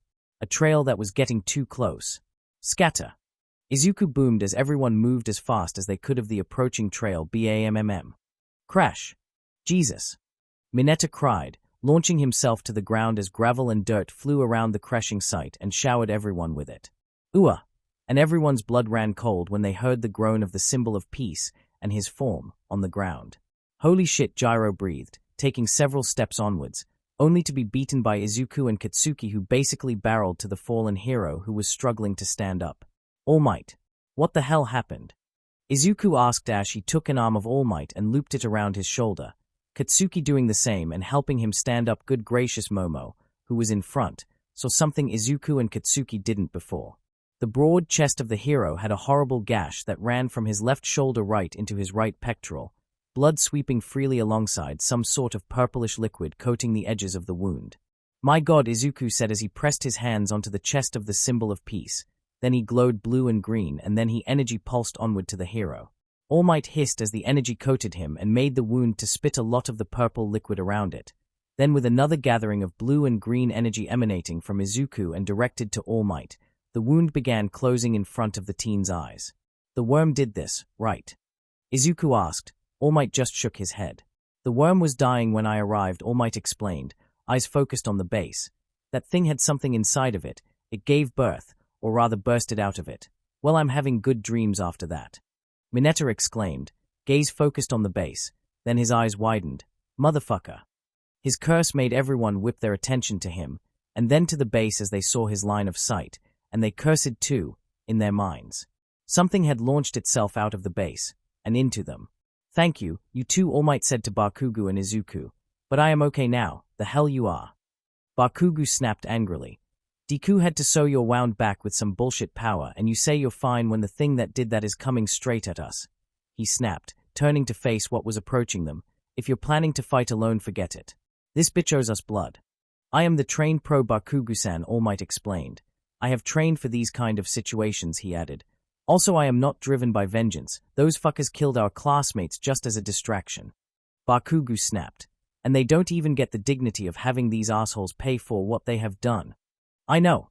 All Might shouted, surprising everyone. I know, he replied softly this time around. The news hit us during the fights, cops crying as they heard the news. Entire families torn apart. Heroes crying while fighting, All Might replied, eyes focused on the still flying and approaching opponent. Right now you all are the scant few survivors of a tragedy no one saw coming, and I'll be damned if I can do something to prevent any more tears. Damn it, Izuku cursed, eyes focused on the approaching figure. You can't be thinking on leaving him, Deku. Katsuki asked. We are not ready, Izuku admitted as he and the rest of the teens and All Might saw the bow land. The creature was All Might, a twisted-looking All Might. It was as big as the symbol of peace, but the skin was aquamarine and looked gelatinous, but solid enough to not see organs or the outlines of bones. Because of this he could see the muscle in it, the lines of the sinew and tendons, and how the muscles themselves tensed. Each step, each movement made each muscle bulge and the skin to tense around that area. The pectorals, the abdominals, the biceps and the quads were in fact armored with some sort of natural chitin's material that protected them. So the shins and the hands as well, now that he saw them well enough. The head was that made him angry. It was a mockery of All Might's visage. The hair was some sort of chitin formed in the shape of his iconic hairstyle. The eyes were blank, devoid of life and emotion, and the mouth was in fact armored, some sort of natural mouth guard that made it as a smile with small rows of teeth poking out of the edges. It looked like a mockery of All Might by the troop in order to make people angry and desperate. "You motherfucker, you can't even be thinking that." Bakugo Sna. The creature moved, muscles flexing and moving its massive form, fist cocked back at the perceived weak link in the trio. Katsuki eyes twang. Purple, and the otherworldly sound of metal and glass humming was that reached Katsuki's ears and eyes. Izuku standing in front of him, a shield of purple energy that stood against what seemed to be a killing blow. All Might took the opening given and swung a right hook that landed perfectly on the jaw of the bow lookalike, sending it flying backwards and spinning, only to right itself in the air and land on its feet, digging trenches with them. "Young Midoriya." All Might boomed. "If that thing passes me, you're to protect the others." If Izuku corrected, eyes focused on the BOW, Sentinel shield at the ready. "Go. Whenever you can stun it close to me. I have 2 shouts to make your work easier. Just give me the signal." Very well, and the symbol of peace did something odd. He reached for his belt buckle and pressed his thumb and index finger into the eyes of it and pressed it. Izuku's eyes widened when he saw the suit of All Might began to shimmer and muddle, taking on a more armored appearance, plates covering the torso but not inhibiting mobility, fabric becoming thicker and denser, shins, knees, forearms and elbows gaining protection, and the huge gash that was made before was fixed and covered up. "Support might," Izuku uttered. Never in his life as a fanboy has he seen All Might using support tech of any kind. "A little gift of David Kuhn. Let's see if it can handle me all 100%, and with that All Might blurred, appearing in front of the BOW, fist cocked back, then let his sail onwards. Boom. Bomb. "No," Izuku muttered in fear when he saw it. A stone shield wall of some sort, made by hexagonal layers, at least 5 of those layers if he was being honest. 4 of them gave up on All Might's mighty fist and the last one barely held on. He was shocked, of course, because he recognized the quirk in question and to who it belonged to. "That's Crust's quirk." His shock wasn't mimicked by All Might, who took in stride and lashed with another mighty punch. This one broke the shield wall, but the bow lashed back, its arm growing even bigger than it was now, and met All Might's punch with a resounding boom that shook the area. "Death arms," Izuku muttered. "It's the nemesis all over again," Izuku hissed, using the sentinel shield to cover himself and Bakugo of the worst of the backlash. "The fuck you're talking about, Deku?" Bakugo asked. "When I was in protective custody, the troop found us and sent several bows to kill us. Among them was a nemesis type, one with my dad's quirk, musculus quirk, and a quirk I didn't recognize but allowed it to grow blades out of its body," Izuku supplied. Then Izuku mentioned as he saw All Might blur again, this time aiming to hit the bow from the back, just for the bow to lash out with a powerful kick that met All Might's chop that caused another tremor around them. "I was attacked by a T-doll with quirks. It had your quirk, Ida-san quirk, and I believe Yaro Orozu-san quirk if a description of her original quirk is accurate," Izuku supplied, eyes focused on the fight. "How?" Bakugo asked. "Don't know, but they must have refined the process. That thing came out swinging them like if it knew how," Izuku said, seeing how the smoke dissipated and how All Might and the bow began trading blows at light speed, arms barely a blur that sent shockwaves around them with each impact. The clash lasted another 5 seconds before the bow jumped backwards and then slammed its right fist on the ground. Immediately the ground froze up at an alarming speed, covering it and suddenly becoming a tidal of ice that was aimed at their general direction. "Shit," Izuku hissed, bringing the sentinel shield you Texas smash. Boom. Only for All Might to intercept the attack and shatter it with a mighty punch, the FUCK Shoto Todoroki shouted as he and the rest saw a wave of fire come straight behind the tidal of ice All Might had punched away. "That's Endeavor's fire." All Might wasn't even shocked by the sudden 2-layer attack. Instead he rushed at it, jumped, and he spun. Oklahoma smash, becoming a living tornado that tore the Hellfire wave, dissipating it and aiming itself at the bow that suddenly stood its ground, and aimed its hands at All Might, hands sparking. "Motherfucker," was all Bakugo said BOMMM. Before a colossal explosion came out of the hands of the BOW, hitting All Might, but the symbol of peace wasn't so easily deterred. Still aimed at the BOW, All Might impacted the bow with thunderous might, sending the creature away, but again the bow showed something more in its arsenal. Its shoulder blades began to bubble and ripple, then they exploded in a small shower of goo, as 2 massive aquamarine wings emerged out, actually allowing the bow to fly. "Hawk's quirk," Izuku breathed. "How?" His mind was racing, even as All Might jumped to the air and follow his attack. Izuku's eyes widened as the bow's feather-detached band began to fly like missiles at All Might, who began to punch them away with such accuracy that was scary in on itself. What difference, Izuku thought. I would have used Blade Barrows or Inferno to burn them away but let myself open to attack. Blade mode would have been barely useful due to the amount. This is the level of a pro Izuku though, a small smile forming on his lips on a level he knew that this thing was like a poor man's version of All for One, the villain that crippled All Might. But there was an obvious difference in both power and experience between the villain and the BOW. This thing was built with several quirks of heroes he studied, that he understood. Obviously the troop decided to go on substance over sheer numerical superiority in the creation of this thing. Against the average pro this thing would kill them. Against the top 10 it would struggle on one-to-one. On team fights it would be destroyed. Against All Might it would lose. Yet he felt uneasy. He had seen Hawk's, Crust, Death Arms, and maybe another hero's quirk in the fight so far. He honestly didn't know how they were able to do so, or how the quirks to begin with. Hey UTWO. Looking back, Izuku saw Momo, with a megaphone, hiding alongside the others, hiding behind a container. Come here now. Izuku nodded, but Bakugo was less than thrilled, but wasn't voicing it, which was kinda bad and good. In any case, Izuku decided to cut the problem from the bud before it even became one by grabbing Bakugo by the shoulders, then channeling his light. Blink was something warlocks unique. He didn't get why hunters had it, but oh well, and it was useful to a fault. Case in point, trying to get someone who has an explosive temper to rush a fight. Swore says. The hell? Kyoka shouted as Izuku and Bakugo appeared in a shower of particles. She wasn't the only one to be surprised by this, but was the only one to voice it. The hell is your quirk? She asked. Complicated was all Izuku answered as he turned to watch the fight, and actually cursed, seeing the bow legs suddenly shift while in the air, turning into rabbit legs. How they got Mako's quirk, he wondered out loud. Excuse me, but what? Okako asked. Did you said quirks? That thing has quirks, yeah, Bakugo groused as he finally picked his bearings back. Fucker here had the troop so spooked that they made a T-doll with quirks just to kill him. Guess how that went, he said, a savage grin forming on his face. Not even a hero and you got assassination attempts. Well, unlike you I don't find attempts at my life fun, Izuku snapped, eyes focused on the fight. It had your quirk but slightly upgraded in some way. It had Ida-san's quirk and Yaoyorozu-san quirk as well. Excuse me. Yaoyorozu exclaimed angrily. Yep, it made cannons and a grenade launcher. Not that it helped much when I used solar warp to melt it to slag, Izuku said with a sinister tone. They even had a nemesis with quirks, emphasis on past tense, Izuku added. Okay, Mineta said. Can we just ignore that while we think how the fuck are we gonna help All Might? Help? Kirishima asked, wincing as a powerful boom shook them to the core and shook the air around them. All Might got this. His All Might. All Might has never faced something with multiple quirks before, Jiru snapped. He can do this, Izuku said, eyes locked on the air, seeing the slight distortions of air as All Might and the bow clashed.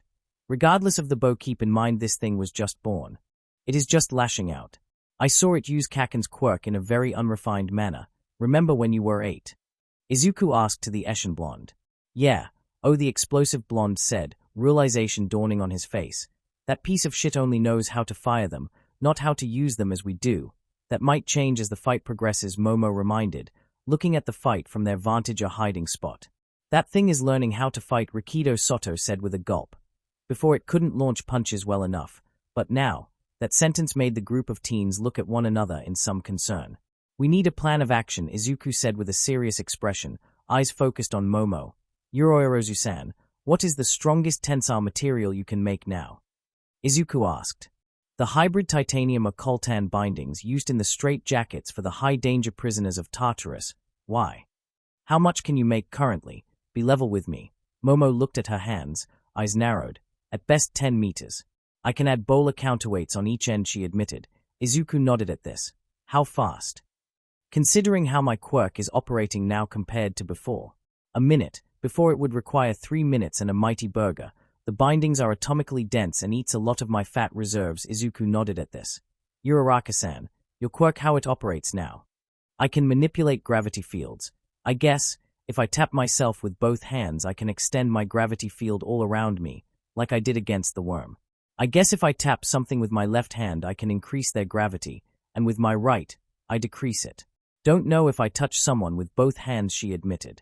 I see, Siro-san quirk is pretty obvious, but his mutation on his knees is worrying. Oh, you think? Siro muttered with a pout. Izuku kept glancing around, occasionally his voice coming aloud in mutterings, slightly unnerving some of the teens at the fact he didn't seem to breathe at all between mutterings. "Okay, I got a plan," Izuku began. "But it depends on if you guys are in, like dead serious in, you're in or you're dead kind of in," Izuku explained. "That's harsh," Tsuyu said plainly. "If that thing wins, we are next on the list. And if I learned something in video games is that when facing a dangerous boss, you don't grind it till you make it, you cheese it till you melt it." "I don't get it," the girls muttered together. "He means cheat with impunity against our opponents, because they sure as hell cheat against us," Denki stated. "Fucking emerald weapon. So, attack with impunity," Gyro wondered. Seeing Izuku nod, she sighed. "Half of us have to get close to get some damage done," she said. "We are not going to attack per se," Izuku said. "All Might is the strongest person on the island right now, but that thing is mobile. If we can immobilize it, we can buy All Might enough time to nail it with a United States of smash." "Jesus, man. You want it dead, we get it, but one thing is killing it and another is nuking it," Mineta exclaimed. "There is no kill like overkill," half the group chorused Izuku, who just shook his head at that. "They are right, but for him to land that attack, he needs that bow to be slow or still. We can make that happen. He kills the thing and we don't worry about another abomination of nature trying to eat our faces," Izuku said. "Okay," Bakugo said. "Lay it on to us, Deku. What's the plan?" All Might lashed with another punch the creature deflected with its own, a perfect replica of his own attack. "This is getting me nowhere. It's learning faster than I can hurt it," All Might thought with a grimace. He wasn't an expert in genetics, but whatever job the troop had done on this thing was beyond their recorded capabilities. To be fair, everything they had done in the past 3 days was way past their capabilities. "What was on Mo Yuuf?" All Might slightly cried as the air was knocked of his remaining lung, and he was launched to the side of the field by a powerful fist to the gut. With gritted teeth, he rammed his feet to the ground and stopped his momentum. Seeing the bow launch itself at him, All Might narrowed his eyes, then assumed a boxer stance. The BOW launched a fist, a telegraphed punch All Might easily ducked under. Bam! Bam! Bam! The bow's head shook as All Might punished the telegraphed attack with 3 lightning-fast uppercuts to the jaw that shattered the bone. He knew it. He felt it crack under his knuckles. The BOW, however, lashed out with a kick that would make Mako rage for how sloppy it was. Again, All Might ducked over the overhead kick. Boom! This time he decided to punish the leg in question, fist meeting the knee and making the bow to fly away by sheer momentum transfer. While the creature was flying away, All Might followed Haggis' attack, but grunted when the bow launched a gout of flames out of its hands, while in the air, an attack so sloppy that he didn't push himself too hard to dodge them. He weaved through the tongues of flames, easily closing the distance as the bow landed on its damaged leg. A foolish mistake as the creature buckled. Their All Might simply blurred out of existence. Bam! The bow's head crooked to the left as All Might reappeared behind it and unleashed a brutal left hook to the head. The bow simply lashed again, but again the symbol of peace moved away, this time moving around in a circular pattern and lashing out at the bow that was unable to defend itself as All Might began to unleash punch after punch to whatever soft spots the bow had. The kidneys, the liver, the gut, the back of the neck, the face, the elbow whenever the creature lashed with a sloppy punch. Anything that was easily accessible and not defended was him to puny shit. He cursed as one of those feathers passed too close to his neck. He had totally forgotten about those. Several of the feathers tried to blindside him, but All Might was ready. Moving faster than the eye could perceive and process, All Might backslapped 5 feathers and flattened with a thunderous blow. The other feathers got tossed aside by the sudden shift in winds and power behind the attack. The BOW then stomped the ground, ice suddenly creeping towards All Might, a wave of sharp icicles. Hiding a frown, All Might brought both his hands and clapped. Hard. Boom. The ice cracked apart by the sudden sonic boom, but All Might's small reprieve was short-lived as the bow jumped out of the ice debris, fist cocked back. A perfect image of his Texas smash. This motherfucker, All Might thought in anger. He wasn't mad when fans tried to mimic one of his moves. It was the fans. But a villain. Let alone a fucking monstrous creature born out of a worm and a test tube. So All Might channeled Gran Torino in that moment. "You zygote," he shouted as he dashed at the approaching BOW, left arm easily deflecting the coppered attack. Then he lashed with a brutal uppercut to the gut of the beast. The armor that doubled as mouth of the bow opened up, letting out spit and bile as it went past flying, only to stop mid-air with a flap of its wings, while oozing out of its open mouth. Then it raised its eyes at All Might, and the symbol of peace knew that he had just made this thing angry. Because those blank eyes now had emotion. Rage. With a roar, the bow flew back to engage All Might, and the symbol of peace followed. In mid-air they clashed, fists meeting violently as the bow breathed out fire very similar to Enji's, but All Might knew Enji could not breathe fire. Again All Might punished the amateurish attack with an uppercut to the jaw that sent the bow flying upwards. With a small kick to the air, All Might followed. Down on the ground, Izuku suddenly became visible in a small puff. "Okay guys, move," he called, seeing how Okako and Mineta moved together on one side of the area, ducking to a nearby rock and hiding behind it. Behind him, Ida-san and Ashido-san were moving alongside Soto-san and Shuja-san, who were helping them with the 10 meters of pure flexible metal that weighted a lot. To his left, Bakugo, Todoroki-san, Kaminara-san, and Aiyama-san were taking positions behind an upturned rock. He idly saw Aiyama-san rub his glittering knuckles.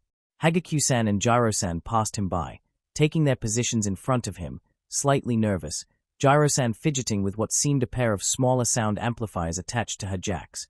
All the while Kirishima-san carried Siro-san, who was exposing his elbows and tearing the fabric of his pants, exposing the same tape dispensers he had on his elbows, but now on his knees. Koda-san was kneeling behind him. He could hear him speak, and he saw the ground slightly crack a little. Izuku smirked even more when Asura-san, Ojiro-san, and Tokurami-san taking positions to his side, flasks filled with elemency-infused void light and copper shards that promised pain. Past behind them is Yaoyorozu-san, a grenade launcher filled with the remaining elemency flasks already stocked in it. "This plan is risky," Asura-san called out. "Got any better ideas?" Izuku called out, slowly gathering arc light in his hands. "No," Kiroshi admitted. "But this feels wrong. We should leave All Might do this on his own. He is trained hero. That thing is learning too fast for my liking," Izuku reminded. "At the rate it's learning, in 5 minutes it will be able to fight All Might well enough to survive him. I'm not giving that thing that benefit," he said simply. His right, Ojiro-san said, fidgeting with the flask on his hands. "It is mimicking All Might fighting style with each blow traded. What guarantees us that it won't do the same when it fight other pros, like Endeavor or Mako?" "That thing has their quirks," he reminded. "I know, but Asuri seemed to hesitate on something. All my life I have been told that in these situations we should hide and let the heroes do the job. Who saves the heroes?" Izuku suddenly said, looking at the sky and the fight above them. "We can't always be on the sidelines. One day we will have to make a choice, sit and watch or do something, and I refuse to keep looking and doing nothing," Izuku said with a frown. "Yes, we shouldn't do this, but look at me in the eyes and tell me you would rather let All Might get hurt for our sakes without doing nothing about it or make a difference, no matter how small it might be." Asura-san looked at him in the eyes. "You're weird," she said, "and I'm weirder for agreeing with this. Then I say it's good heroes are weird, because that's where we're going when this is done. Ue or bust," Izuku declared as he suddenly transformed into his zoanthrope form. "Yes," Asura-san said, then slightly smirked. "You look like Mako's little brother," she said simply. Izuku simply rolled his eyes as he began to kneel, legs slowly straining and muscles bulging with added pressure. Arc light feeding them and adding power alongside his biotics coating his large body and his conduit physiology allowing his body to take a greater pressure than any other zoanthrope before or after. Then he tensed, eyes fixated on the fight above, the eyes of the others focused on him. He was the signal. There was a pattern established already. He was the first to move, the first to leave the formation, but the last to disengage. Then it happened. Izuku's ears twitched and his fur puffed when he saw All Might and the bow lock arms. He recognized that. It was one of All Might's openings for one of his most underused attacks. The San Andreas smash, a single chop, but for someone like All Might that chop might as well be an explosion going off. Then it happened. All Might broke the hold first, as usual, then the bow moved, trying to engage once more in the grapple, thinking that All Might broke the grapple in panic. That wasn't the case. In the air All Might leaned backwards, avoiding the grapple attempt, his right arm raised in a chop manner. Izuku tensed. In a shower of sparks, the Master Sword replica was in his left hand. Everyone tensed. This was it. Then All Might brought his hand down. San Andreas smash. Boom. The BOW comes rocking down, hard and fast, spinning like a double dummy in a movie stun, out of control, but Izuku knows that won't last for long.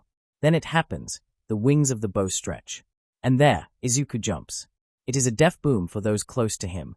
It happens after he is gone, a shimmer of azure energy, blue lighting and green fur suddenly rocking upwards, aimed at the BOW. Step 1. Impale the winged beast, his own words echoes on his mind, wind flattening his fur and his ears tucked backwards to allow him to be more aerodynamic. He is just inches close to the BOW, its back exposed to him. He can see All Might's eyes widen. Good. He has his attention. It's time he has the bow's attention. The siren arms form, but they don't lash out yet. He gathers all his might on his left arm, the arm holding the Master Sword replica, and when he is right behind the BOW, he plunges it. The BOW let out a scream of agony as the blade goes through, the tip appearing on the stomach, puncturing and allowing what it seems to be blue blood to come out. Step 2. Rips out its wings, still ascending. Izuku's siren arms latch onto the BOW. 2 goes for the base of the wings, 2 more go for the shoulders, and 2 more go to the head, gripping it downwards, trying to force it down. One of his legs goes to the base of the bow's back, claws digging into the flesh. Then he gathers his second momentum and jumps once more, leg propelling him upwards once more alongside the extra force of the arms. Re-yip. Quirk. The BOW lets out a bellow of agony as Izuku jumps away with its 2 wings in hand and had compressed the neck of the bow to non-existence. Now wounded and in agony, the bow shot down without control, all while Izuku shot upward to All Might, tossing the wings to the side. Step 3. Prime the weapon All Might. Izuku called as he was eye to eye with the symbol of peace. No time, Izuku said as he stopped All Might from speaking. Prepare the United States of Smash. Izuku said as he lost momentum and gravity took a hold of him. We'll keep in place, you got to finish it off with one blow, he said as he went down. For his part, All Might just hung in the air comically. You what? Step 4. Prime the trap on the ground. Okiko tapped herself, gravity bending to her while as Mineta began to yank balls of hair from his head, primary from the middle, letting them out of his grasp as Okiko's quirk allowed her to manipulate their gravity and float. Then he removed more balls, this time from the sides, the felt hollow and really fragile. Gyro kneeled on the ground, small holes in them made by Hagakyu-san basically punching them into existence. The amplifiers her jacks are connected into are in the holes, primed and ready, her heartbeat raising dramatically by the sheer tension of this entire plan. Then she felt Hagakyu-san tap her right elbow 2 times. The BOW righted itself somehow without wings and with a fucking sword in the stomach, and it's facing the trailing Izuku.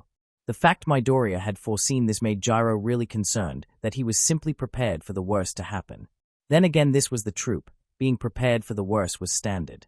Eyes on the BOW, Gyro and Hagakyu cursed when the thing raised its hands and let out an explosion at the falling Izuku, who just took a deep breath. Then the world shook. Foos. Ro. DAH. His scream carried a wave of pure blue energy that overcame the explosion and hit the BOW dead on, pushing the creature even faster down. Then he took a second breath, and Gyro let her heartbeat tear the ground where the bow was going to land. Aye. Vaz. ZOL. Izuku screamed a second time. The purple energy made Gyro scared, especially when it hit the bow and it screamed. Outlines of what seemed to be its freaking soul seemed to emerge as the creature trashed midfall. Boom. Then it crashed. The floor was so loose that it fell to a crater. This was thought by both Midoriya and Yaoyorozu as a way to delay the creature even further and ensure capture. Step 5.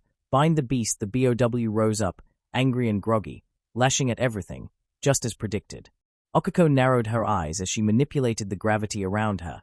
Activating her quirk this way allowed her to feel things, feel the force that held it all together and manipulate it giddily.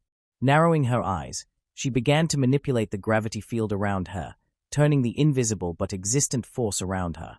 To be able to exert her own gravity field, like a massive star or a planet capturing small objects, then slingshot them into the BOW. Which she did.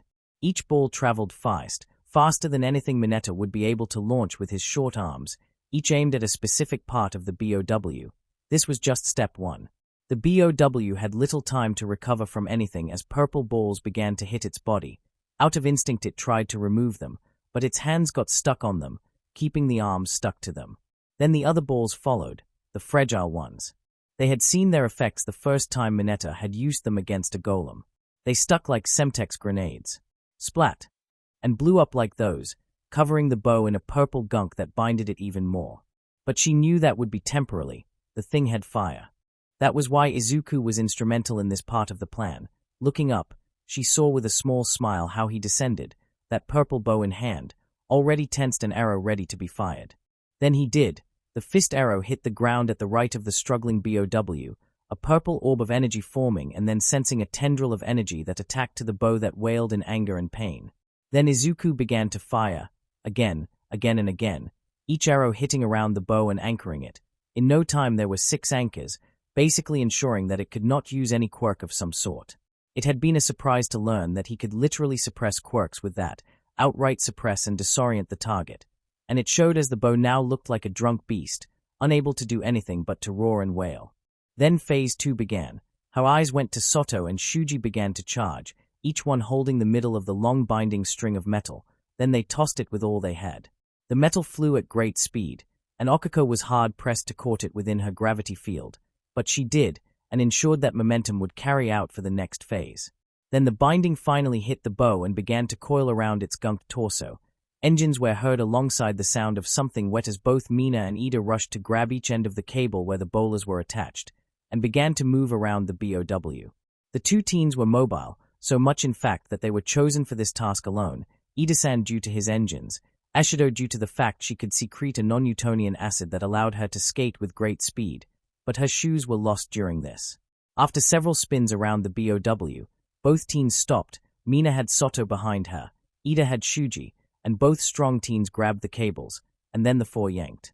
The cable tensed and clutched tightly to the BOW, now even more captured than before. But the beast wasn't deterred in the slightest. It was fighting, even with 6 anchors suppressing everything.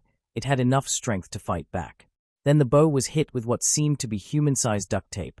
In the face, Zero on the air was responsible. Kirishima was on the ground, having recently tossed him to the air, and using his tape dispensers to shoot it at the bow that began struggling with the tape that began covering its face.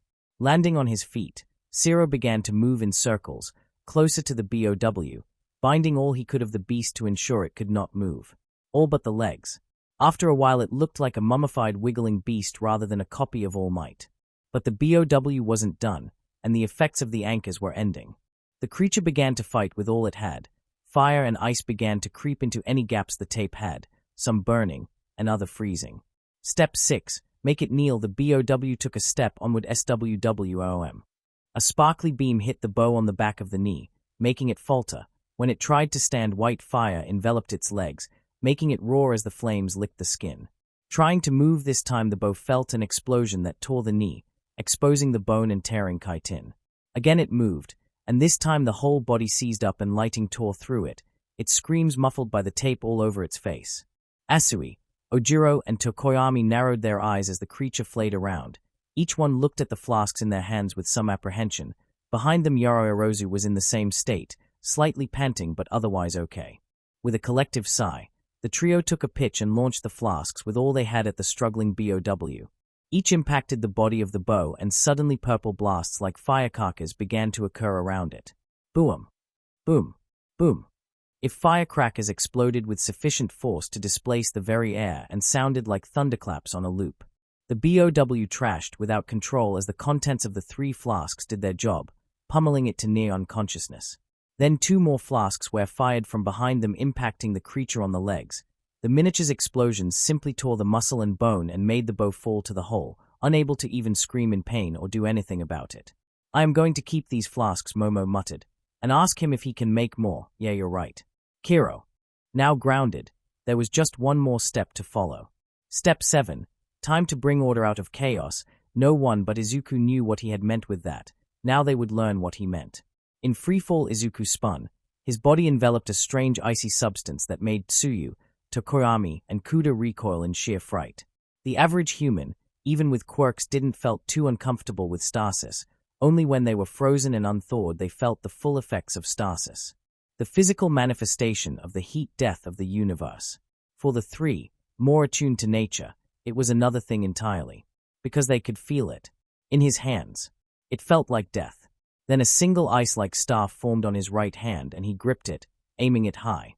"Ding," Izuku hissed, the word so cold that Shoto felt cold. Then he threw the staff towards the bow with great strength. Then it impacted the BOW. The world seemed to stop, if just for a small second. Then the bow was frozen solid in the same substance the staff was made, and the ground. And the air, yes, the air froze too. And pillars of the same substance formed around it, mighty and taller than All Might, capable of stopping tanks and cracking them open if they as much fell on top of them. "Jesus," Gyro muttered with slight awe, her ears easily picking the sound of crackling around. But this crackling was of something compacting. This ice was not breaking in any moment.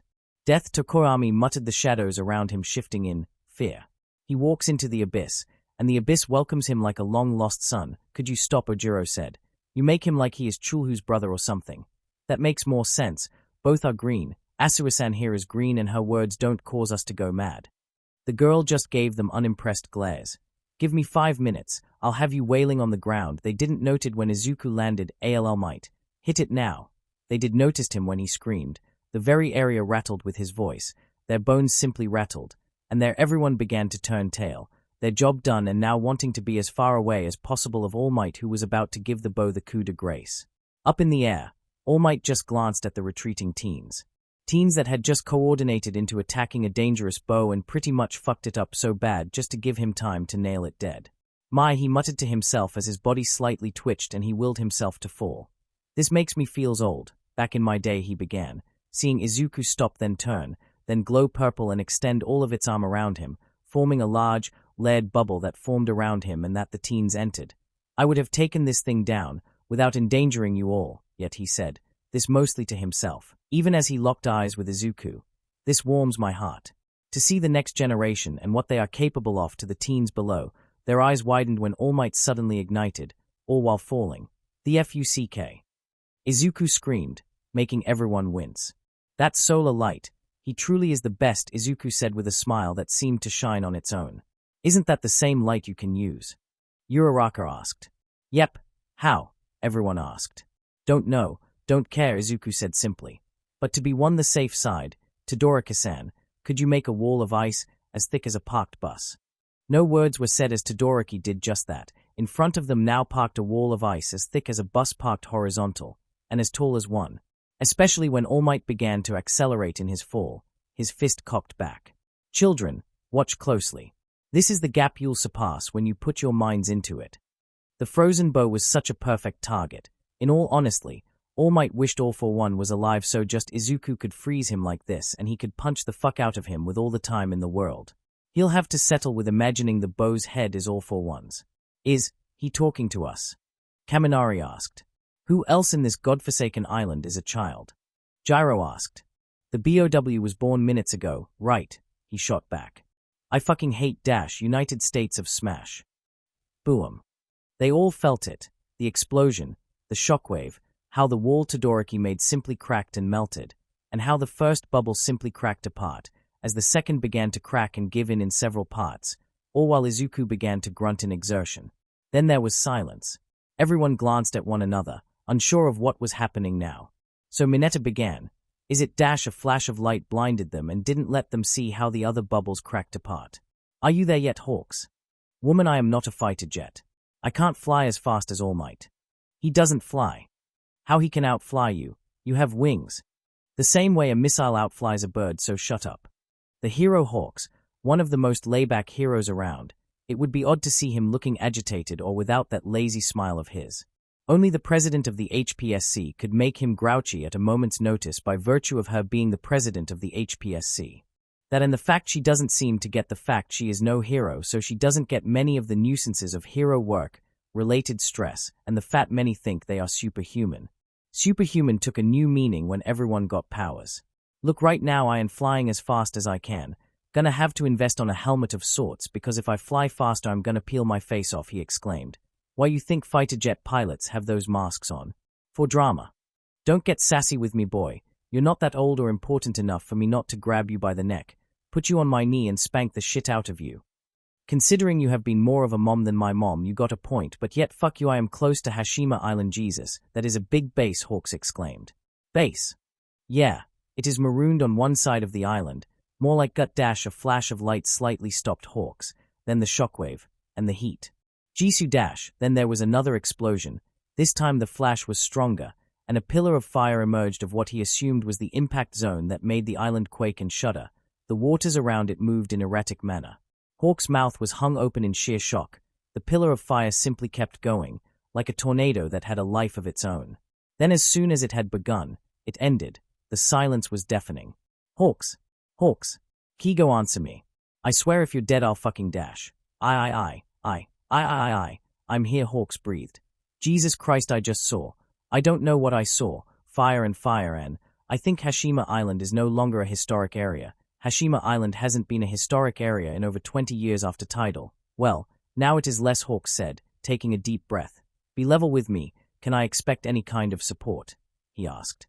Sail K is heading your way alongside a relief unit, another hero disobeying direct orders. You really expected All Might to sit down while 20 teens were kidnapped by the troop. I expected him to follow orders for once in his life. We are not in a position to lose the symbol of peace out of needless heroics. Especially when we have YAYA skinless abominations crawling around like rats. Hawks winced at her tone, slightly rubbing his right ear. Look, you can't expect him to sit around, especially when someone's in danger. His image can go to hell for all he cares as long he saves lives, Hawks replied, taking a deep breath. Okay, enough fooling around. How long until reinforcements arrive? A 5 to 8 minutes. Sail K, Owabami, Majestic and Ms. Joke are among the relief unit alongside an engineering unit of the JSDF. Okay then, expected more firepower in case we have bows, Hawks said as he flew into the island. Izuku Midoriya is among the kidnapped teens. You wanted firepower? If he got out, the troop just gave you a damned army. I have seen his handiwork, you just focus on rescue, and if you find All Might, hit him in the back of the head for me. Oh sure, hit him for no apparent reason. Geez, don't make me make it an order, young man. Yes, Mom, Hawks groused as he sped up towards the island. It would take him a minute to reach the island, which was a pretty way of saying the place got fucked up really bad. Tidal's attack 20 years ago had destroyed every single building that had been originally built. Most of them at the time of the attack had shown signs of collapsing, of the very flora coming around and taking over. Several of those buildings had fell already. By the time Tidal's attack had ended, there were no more buildings left. 24 hours later, he was found dead on his cell. The island was abandoned because by the time of the attack it wasn't a viable touristic spot. Restoring the buildings took the meaning behind their original state. Letting it fall apart naturally had been the best idea at the time, as long no one could enter it, which required a boat or a quirk with exceptional mobility. The travel from mainland to Hashima wasn't exactly a short one. Landing on the island, Hawk's feathers instantly ruffled. The feeling of something unnatural and powerful having been set off made his skin crawl. The strange feeling that was setting something primal in him was ever active, even worse with the wall of dust that limited his sight. Out of a whim, Hawks plucked 2 of his feathers that became hard on touch and sharp enough to cut a steel beam with a single swing, with the proper momentum of course. Licking his lips, Hawks made his way around. The smoke around was not helping at all. Then he caught something on his peripheral vision. Something purple, flickering. Cautiously he made his way to it, the dust slightly dissipating as his vision improved. It was when he was close enough that he saw it. A dome of some sort. It was cracked all over it, flickering like a light bulb on its last legs. Inside the dome, the 20 teens, with one Izuku Midoriya holding his arms, all 8 of them, 6 of them pure energy, outwards, like being the reason the dome existed. He had a look of pure exhaustion on his face. He was sweating, but he simply held on, looking onward. Narrowing his eyes, Hawks approached the dome. His feet crunched a stray rock. Next thing he knows is that the dome is gone. Midoriya now has a shield made out of the same energy on his hand, ready to toss it like the deadliest frisbee known to man, and the teens reacted in a similar fashion. All ready to attack him, bearing their quirks against him, their eyes wide and in panic, but ready to lay the pain on him if he as much did anything not friendly. Hey, relax, Hawks said as he put both his feathers back into his wings and rose his hands in surrender. He needed to look friendly because he wasn't in the mood of getting fired by a grenade launcher. It's same, Hawks, he said, faking an Italian accent, hoping it would disperse the tense mood. It did. The teens breathed a collective sigh of relief. They actually did, their quirks powering down and each one of them collapsing on their knees for the girls or their butts for the boys. All Might said no one had come with him, Midoriya spoke, looking at Hawks oddly. Well, All Might had to stay in Tokyo because there were still bows and keep appearances that all is under control, Hawks replied. But got wind of your location and went after your all. He moved me like a box. Can you believe that? I was just saying hi, Hawks replied, a smile forming on his lips as the teens smiled at that. Yeah, I can, Midoriya said, I suddenly going to where he was looking before, an even bigger smile forming on his lips. Of course you can complain to him now, he added as he motioned to where he was looking, the teens doing the same, and all of them gasping in happiness. Hawks looked as well, and actually huffed good-naturedly, because from out of the smoke there he was. All Might walking towards them, fist raised high in victory, and he had a strange armor on his hero suit. He did not had that before. Look at you, making an entrance while giving me a heart attack, Hawks joked. I am sorry, Hawks, All Might said as he finally made his way to the teens, stopping, showing them all the damage his new suit took. The entirety of the arm, the right arm armor and sleeve was gone, showing his massive arm. The chest plate was dented and had fist imprints. Some fabric was gone from the left shoulder and the right tight was exposed alongside his knees. Overall, he looked okay, looked like he fought a meat grinder, and the meat grinder lost, and also decided to shove his right arm onto the meat grinder out of a dare. Yeah, well, I am the guy who had to follow you after you moved me like a box. Next time try to wait, Hawks stated firmly, but his layback tone made the scolding lack any bite. You and I both know I wouldn't do that, the symbol of peace said, turning to where he had come from, the dust already gone, and Hawks, while looking as cool as a cucumber, was internally having a panic attack. From where All Might had come now lay a massive crater carved out in the ground, a hole more likely, steaming and making some ominous sound. Okay, what happened here? Hawks asked, his answer. The ominous sound from before became more acute, like water rushing back up, a lot of it. Then the hole exploded in a geyser of water that went upwards, showering the entirety of the island and its occupants. The sun above them along with the water formed a rainbow, well, several. It also spat something. That something was noted by everyone. Hawks noted how the teens groaned and tried to stand. All Might was actually scowling splat. Then a torso landed near them, a torso with a sword stuck to what he assumed was its stomach. Hey, my sword, Izuku exclaimed happily as he went to the torso, pressed his feet, gripped the sword and yanked it off, rising it above his head to examine it. Not even a scratch on it, and it was on ground zero of a solar-powered United States of Smash. No, really, what happened here? Hawks asked. Because that torso is raising more questions than answers for me, he asked as he saw Midoriya somehow vanish the sword from his hands. I fought a BOW, All Might answered, hearing the roar of engines and helicopter blades. The hell kind of bow demanded you to use the United States of Smash? Hawks asked in an incredulous tone of voice. The one that looked like me and had your quirk, All Might answered. It had my what? The teens simply sighed, content to be finally able to rest. Looking around, some spotted the approaching heroes and soldiers, and waved them around. Izuku simply sighed as he sat on the ground near Uraraka, groaning, the girl looking at him with a small smirk. Tired? She asked. Izuku answered lamely. Here, what with the Hadiku? Bakugo asked, seated not far from Izuku. Oh, you know, Izuku began, looking at the sky, enjoying the fact I can get tired. I insist. You're weird. Kiro, I haven't gotten tired in a long time, Izuku answered simply. Good to know that after all, I am more human than human. You did not just quoted a white zombie song as an answer, Gyro said with a disbelieving tone. I listened to a Rob Zombie song once in a video game. Took me into a rabbit hole, he said with a smile. I agree with Asua-san, you're fucking weird. Call me Tsuyu. Kiro, Izuku just huffed happily, eyes glancing around. He was glad it was over. Chapter end notes. So, how was it? Gonna keep these notes short because after this is the epilogue, which I will go full bananas on. The epilogue will launch right after this chapter. Yes, this is the end, and I'm dumping both last chapter and the epilogue for you guys out of love. Wait for the final notes on the epilogue. Chapter summary. Epilogue. The end can sometimes be the beginning of something else, if you allow it. Chapter notes. See the end of the chapter for notes. Epilogue. Acceptance 2 months later. Izuku took a deep breath, eyes forward, heart clenching on his chest. He stared at Aldera High School. The edifice was abandoned, no surprise there. With a small breath taken, Izuku took a step onward, towards the school. 2 months. It took Japan 2 months to bury their young. Izuku's first step into the main entrance of the school, to the shoe locker, made his heart ache. There was still blood on the ground. When we got rescued and moved into a base for resting and waiting for our families, I watched people I come to respect and hope to become friends with break down into tears. Izuku's hand slightly twitched to his old shoe locker. Opening it, he blinked when he saw that his old school shoes were still there. In the aftermath of his first fight against B, he never got them back, and no one bothered to take them out. I saw Kaachan cry like a baby, angry tears of frustration and pain as all came crashing down on them. The dawning realization that even in victory, we had lost so much. Izuku blinked, not realizing he was already in familiar halls, not so familiar anymore. Blood littered the halls, dried blood no one wanted to clean off. The last, silent witnesses of a tragedy he didn't knew had occurred until he was told. I didn't had tears to shed that day, didn't live their nightmare, didn't suffered like they did. I just sat in a corner and took a watch on them.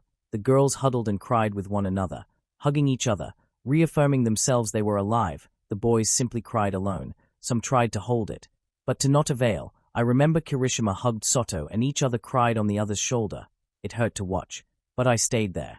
Not my tragedy, but I stayed there because no one else could understand like I did in that moment, the feeling of helplessness, of failure, the void that feels like swallowing you up.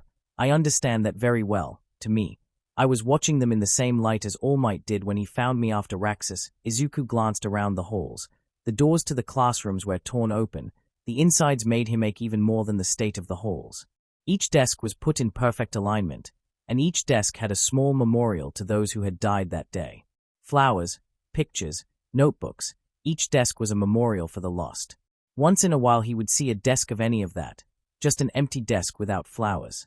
It dawned to him those were the desks of the survivors, and were so little in number. I don't remember much of that day, only that at one point I stood up, made my way to Kaachan, kneeled in front of him, and gave him a hug. He cried harder. Banged my back with his fists, angry hits out of frustration to a perceived weakness, or so he believed. I just hugged him, became his crying rock that night. When he was done, I just broke the hug, went to the next person close by, which was Aemar, and did the same. I couldn't cry. I didn't live the nightmare they lived, but at the very least I would be there for them. I hugged them all. I let them cry on someone who, on some level, understood their pain. Even the girls, Cammy, that was painful. They cried the hardest after that. They each called names I didn't get, until I did, the names of their friends. People who didn't get the chance to fight back. It wasn't long until Izuku was in front of a familiar set of doors, torn open by an explosion, but they were familiar. Stepping in, Izuku's eyes watered. Michaela only spent a week in Aldera before moving to Sumi after the attempt at rape, so her desk had been already occupied by someone else. He wasn't surprised by that. He was surprised that his desk was left bare, despite being away, pretty much expelled. Someone didn't touch his desk. We stayed on that base for a week, crying, mourning, simply letting it all out in any way possible. It wasn't healthy to keep it all inside. And yeah, it is hypocritical of me saying that. Me who never showed any kind of outward emotion to the pain I was subjected daily until my quirk happened to activate and Raxus happened. There I just crashed. I just let it all out. Izuku took small steps, eyes gazing around. Each memorial, each picture triggered something in him. Memories, pain. In his most private moments before all this ever began, he wished he could just once, laze out, let them all know how much pain they caused him, how much anger he harbored on each one of them. How much he had wanted to grab a foldable steel chair and crash it on their faces, one by one, until they were all on the ground, moaning in pain, so they could feel a fraction of the pain they inflicted on his soul with each word that cut deeper than any knife and each dismissive action that made his blood boil and have thoughts. Now, all he could see was them. Seated, looking at him, blankly, mirages. Ghosts. Our families came looking for teens. They found angry, determined but wounded children that wanted a hug and be reassured that everything would be okay. It wasn't okay. Grim reports showed that nearly every school that held a population of students from the age 10 to 15 got hit. The casualties were staggering. The 9/11 of Japan, the Americans called it. Our day of infamy. Our Bloody Monday. Call it as you will. It was a day no one would forget. The governments of the world rallied on this tragedy, basically declaring what the Americans had declared when their president had been killed: war on the troop, war unending, until the last member of that organization faces trial and death. A little too late in my opinion, but what can you do? No one expected this. Who could? Izuku took a deep breath, closed his eyes and opened them again. They were gone, only memories remained. Because no matter how much he hated them, how much he wanted to break a chair in their faces, how much he wanted to throw their words at their faces and cut their souls with words sharper than theirs, they did not deserve this. They had hopes and dreams and aspirations, and in a single moment it was all taken away from them. All because someone thought they would be great distractions and lab rats. It made his blood boil. Turning around, Izuku spotted the chalkboard. Just like in every single other classroom, those who came and visited the memorial wrote something in it. Familiars mostly, the survivors had also visited the place after getting over their survivor's guilt. He noted Kaachan's calligraphy in the board. "We won't forget" was written in it. He noted that he tried to burn the words into the board by sheer pressure alone, and he obviously broke the chalk while doing it. He idly debated what to write in it, what could convey his feelings for the matter, because no matter how way you put it, this classroom still held some of his most painful moments. Each student here held a place in a long list of people that tried to destroy his dreams and his hopes. But the death are not to fault. They were not to fault. They just did what it was expected after being told that quirkless means useless, that might makes right. They were never told to be better by helping others, only to help by expecting something in exchange. They were all experiments. Aldera was an experiment of the troop in the end, a place to form villains from young, and his class was just a control class, no direct intervention, just kids being kids. Kids mimicking adults. The funerals were painful, families broken, communities mourning, heroes defeated. It was Japan's darkest day. Izuku looked at a spot on the chalkboard, empty, large enough for a message. Izuku looked at it for who know how long. Closing his eyes, Izuku took a deep breath, opened his eyes, and leaned in. In this hour of pain, I ask myself, why don't give up? Izuku turned around, his job done, only to stare at the ghosts once more. Only this time, they were smiling at him, small smiles with teary eyes, tired eyes, and acceptance in their forms. He recognized each and every ghost in presence. He could call them by name one by one. He spotted his old homeroom teacher, nodding at him. Izuku felt tears on his eyes. He stood ramrod, and then he bowed to them. The enemy is greater than us. It showed us what was capable of, how far it would go to meet its goals. So why? Why I don't give up? Izuku exited the classroom. He could feel eyes around him, each one following his footsteps, his form. Each one nodding along his way. Then I remind myself, surrender is not an option. When all looked bleak, we chose to stand strong against the tide. To fight it, he was already out of the school. The sun high in the sky, he saw some people approach the school premises. Families of those lost. He could see it on their eyes. As he passed them, he could feel their gazes on him. He turned around and crossed eyes with each one of them. He nodded to them, accepting the fact he had survived where others had not, that he would not waste a life given, that there would be retribution for this, there would be blood. But not yet, not yet. Some call it folly. To fight against such enemies. Shigaraki Tomura glanced around lazily as he saw Himiko Toga move around their improvised training ground in the woods. Each jump she took left craters on the ground or the wood she touched. Her hands sported crimson claws that shimmered like crystallized blood. But her eyes is what Tomura looked more. There was madness in them, yes. But the madness was tempered. She should have died, she knew this, and that knowledge would propel her onwards to whatever objective she put her mind into. Because she saw death, and understood she wasn't invincible, that she would make a difference, before everything else was done. Tomura grinned, grasping a water bottle with his pinky raised, and tossed it to the jumping Toga, who caught it midair without glancing, and drank from it while keeping her movements. All Might was not the only one with a monstrous ally on his side now. To accept defeat is to save your lives, they would say to us. To me, Redestro looked at the hangar where they had been working for the past 2 months, inside of it some of the best engineers of his company, and therefore allied to the cause where working overtime with the data they had pulled from the black box of the machine Mount Lady had defeated. Looking around, he saw the man who made it possible, and his wife. They waved at him, happy smiles as they helped in the workload. He waved back. Without their contribution, nothing of this would have occurred. He appreciated those who put effort in the cause, who believed in the cause. In time they would reap the rewards of their hard work, but now they had another objective in hand. Geeton passed by, and showed him a tablet, there his eyes slightly narrowed. It was high time they put their most radical elements down, before they ruin it all. I say accepting surrender is accepting we can't do anything, save anyone. M98 glanced at the underwater entrance of the Asian base of the troop with a smirk. This place had it all for her plans to come around the way she wanted them to do. Firewalls were already broken and her code was spreading faster into the T-dolls and bows on the base. It would take it an hour for it to spread completely and for her to take control over. Then the first stage of her plan would truly begin, rearming and creating something new, unique. Something capable of battling Leviathan, to kill him, to win. First the beast, then the world. We stand at the precipice of change. Some will accept it, some will hate it, but no one can stop it. Izuku glanced at the people in front of him. His mother, Eri-chan, Uncle Masaru and Auntie Mitsuki, and of course Kaachan, who looked pensive.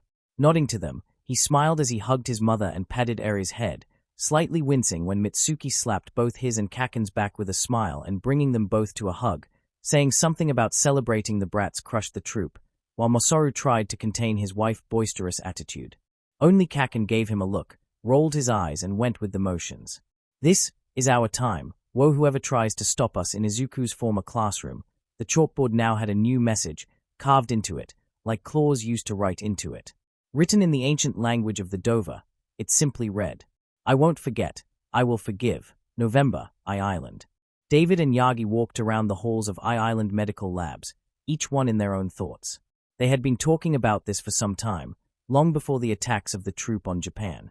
Each one had a lot on their minds, but what weighted more on them was had happened a week prior and the results of a test performed to one for all by David to test the theory regarding its lethality on quirked individuals. All of that aimed at this moment, at the door they were standing in front of. Looking at his old friend, Yagi nodded to David, and this one brushed the S-watch onto the reader on the side of the door, this one opening with a hiss, both men entering the door closing and locking behind them as David engaged into the privacy protocols built into the room.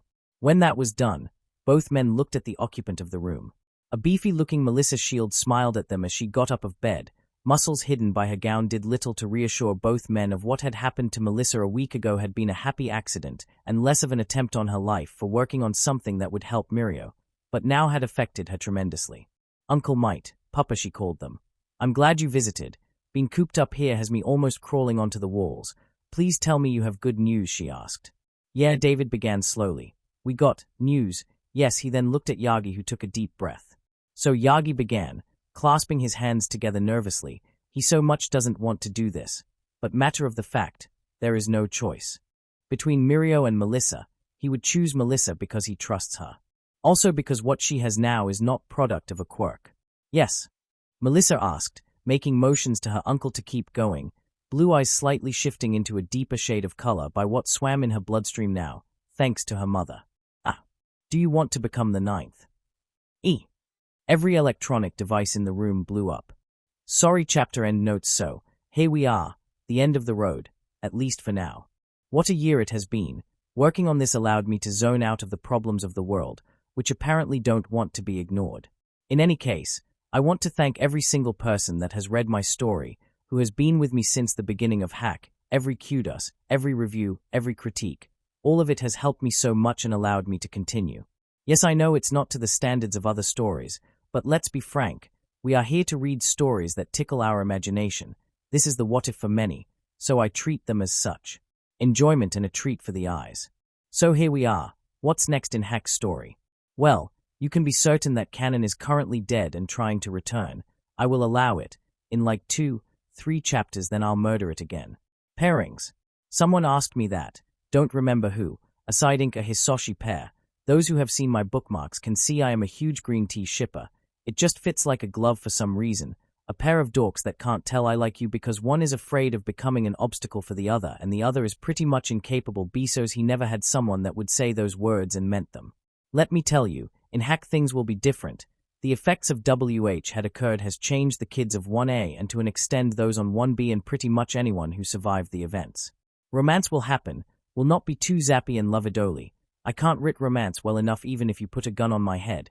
As for the pairings, well, aside from the first one that already occurred, and the ones of Masaru Mitsuki and Rei Enji, with some gentle ala brava sprinkled in, Izuku and Okako will end together. Just this time there will be no non-essence like boxing your feelings. That's just bad. As for other pairings, they are a secret. Oh also, well don't expect much yaoi pairing. Because that's pretty much unknown territory for me. Like I don't know how to and don't want to mess it up. But I might as I might not. It all depends if I feel confident enough for it. Same with poly relationships. I might experiment a little. Don't keep your hopes up. In the end the relationships will serve a purpose, to anchor the characters and give them more depth. The length of part 2? Right now I'm debating on that. Hack was such an endeavor due how rusty I am after being off the writing scene for so long. Also work. Sometimes I come motivated to write. Sometimes I want to chuck the keyboard to the side. Honsetly said this might take less time because there is a blueprint in terms of this part. This is after all the part we all know, UA studies and all that jazz. And yes, there is one. You can literally make an AU story and have these beats followed, so it might help in the long run. Beyond Star I won't spoil much. Also bemoan the fact I didn't utilize Mirio more. I had so many plans and I just forgot about him. Sorry. So, here we are. Again, I want to thank you all for your support. For real, you guys rock like crazy. You motivated me to keep writing when I felt like scrapping this altogether or outright abandoning the fix. There is a reason I am here now instead of fanfiction. So, until November I guess, I want to rest and work with more time. Till then, HYPN0S signs off, wishing you all good health and good luck. CYA in Hack 2. Evolution. This would be all for today, next part coming soon, so please like, share and subscribe to get informed as soon as the next part drops.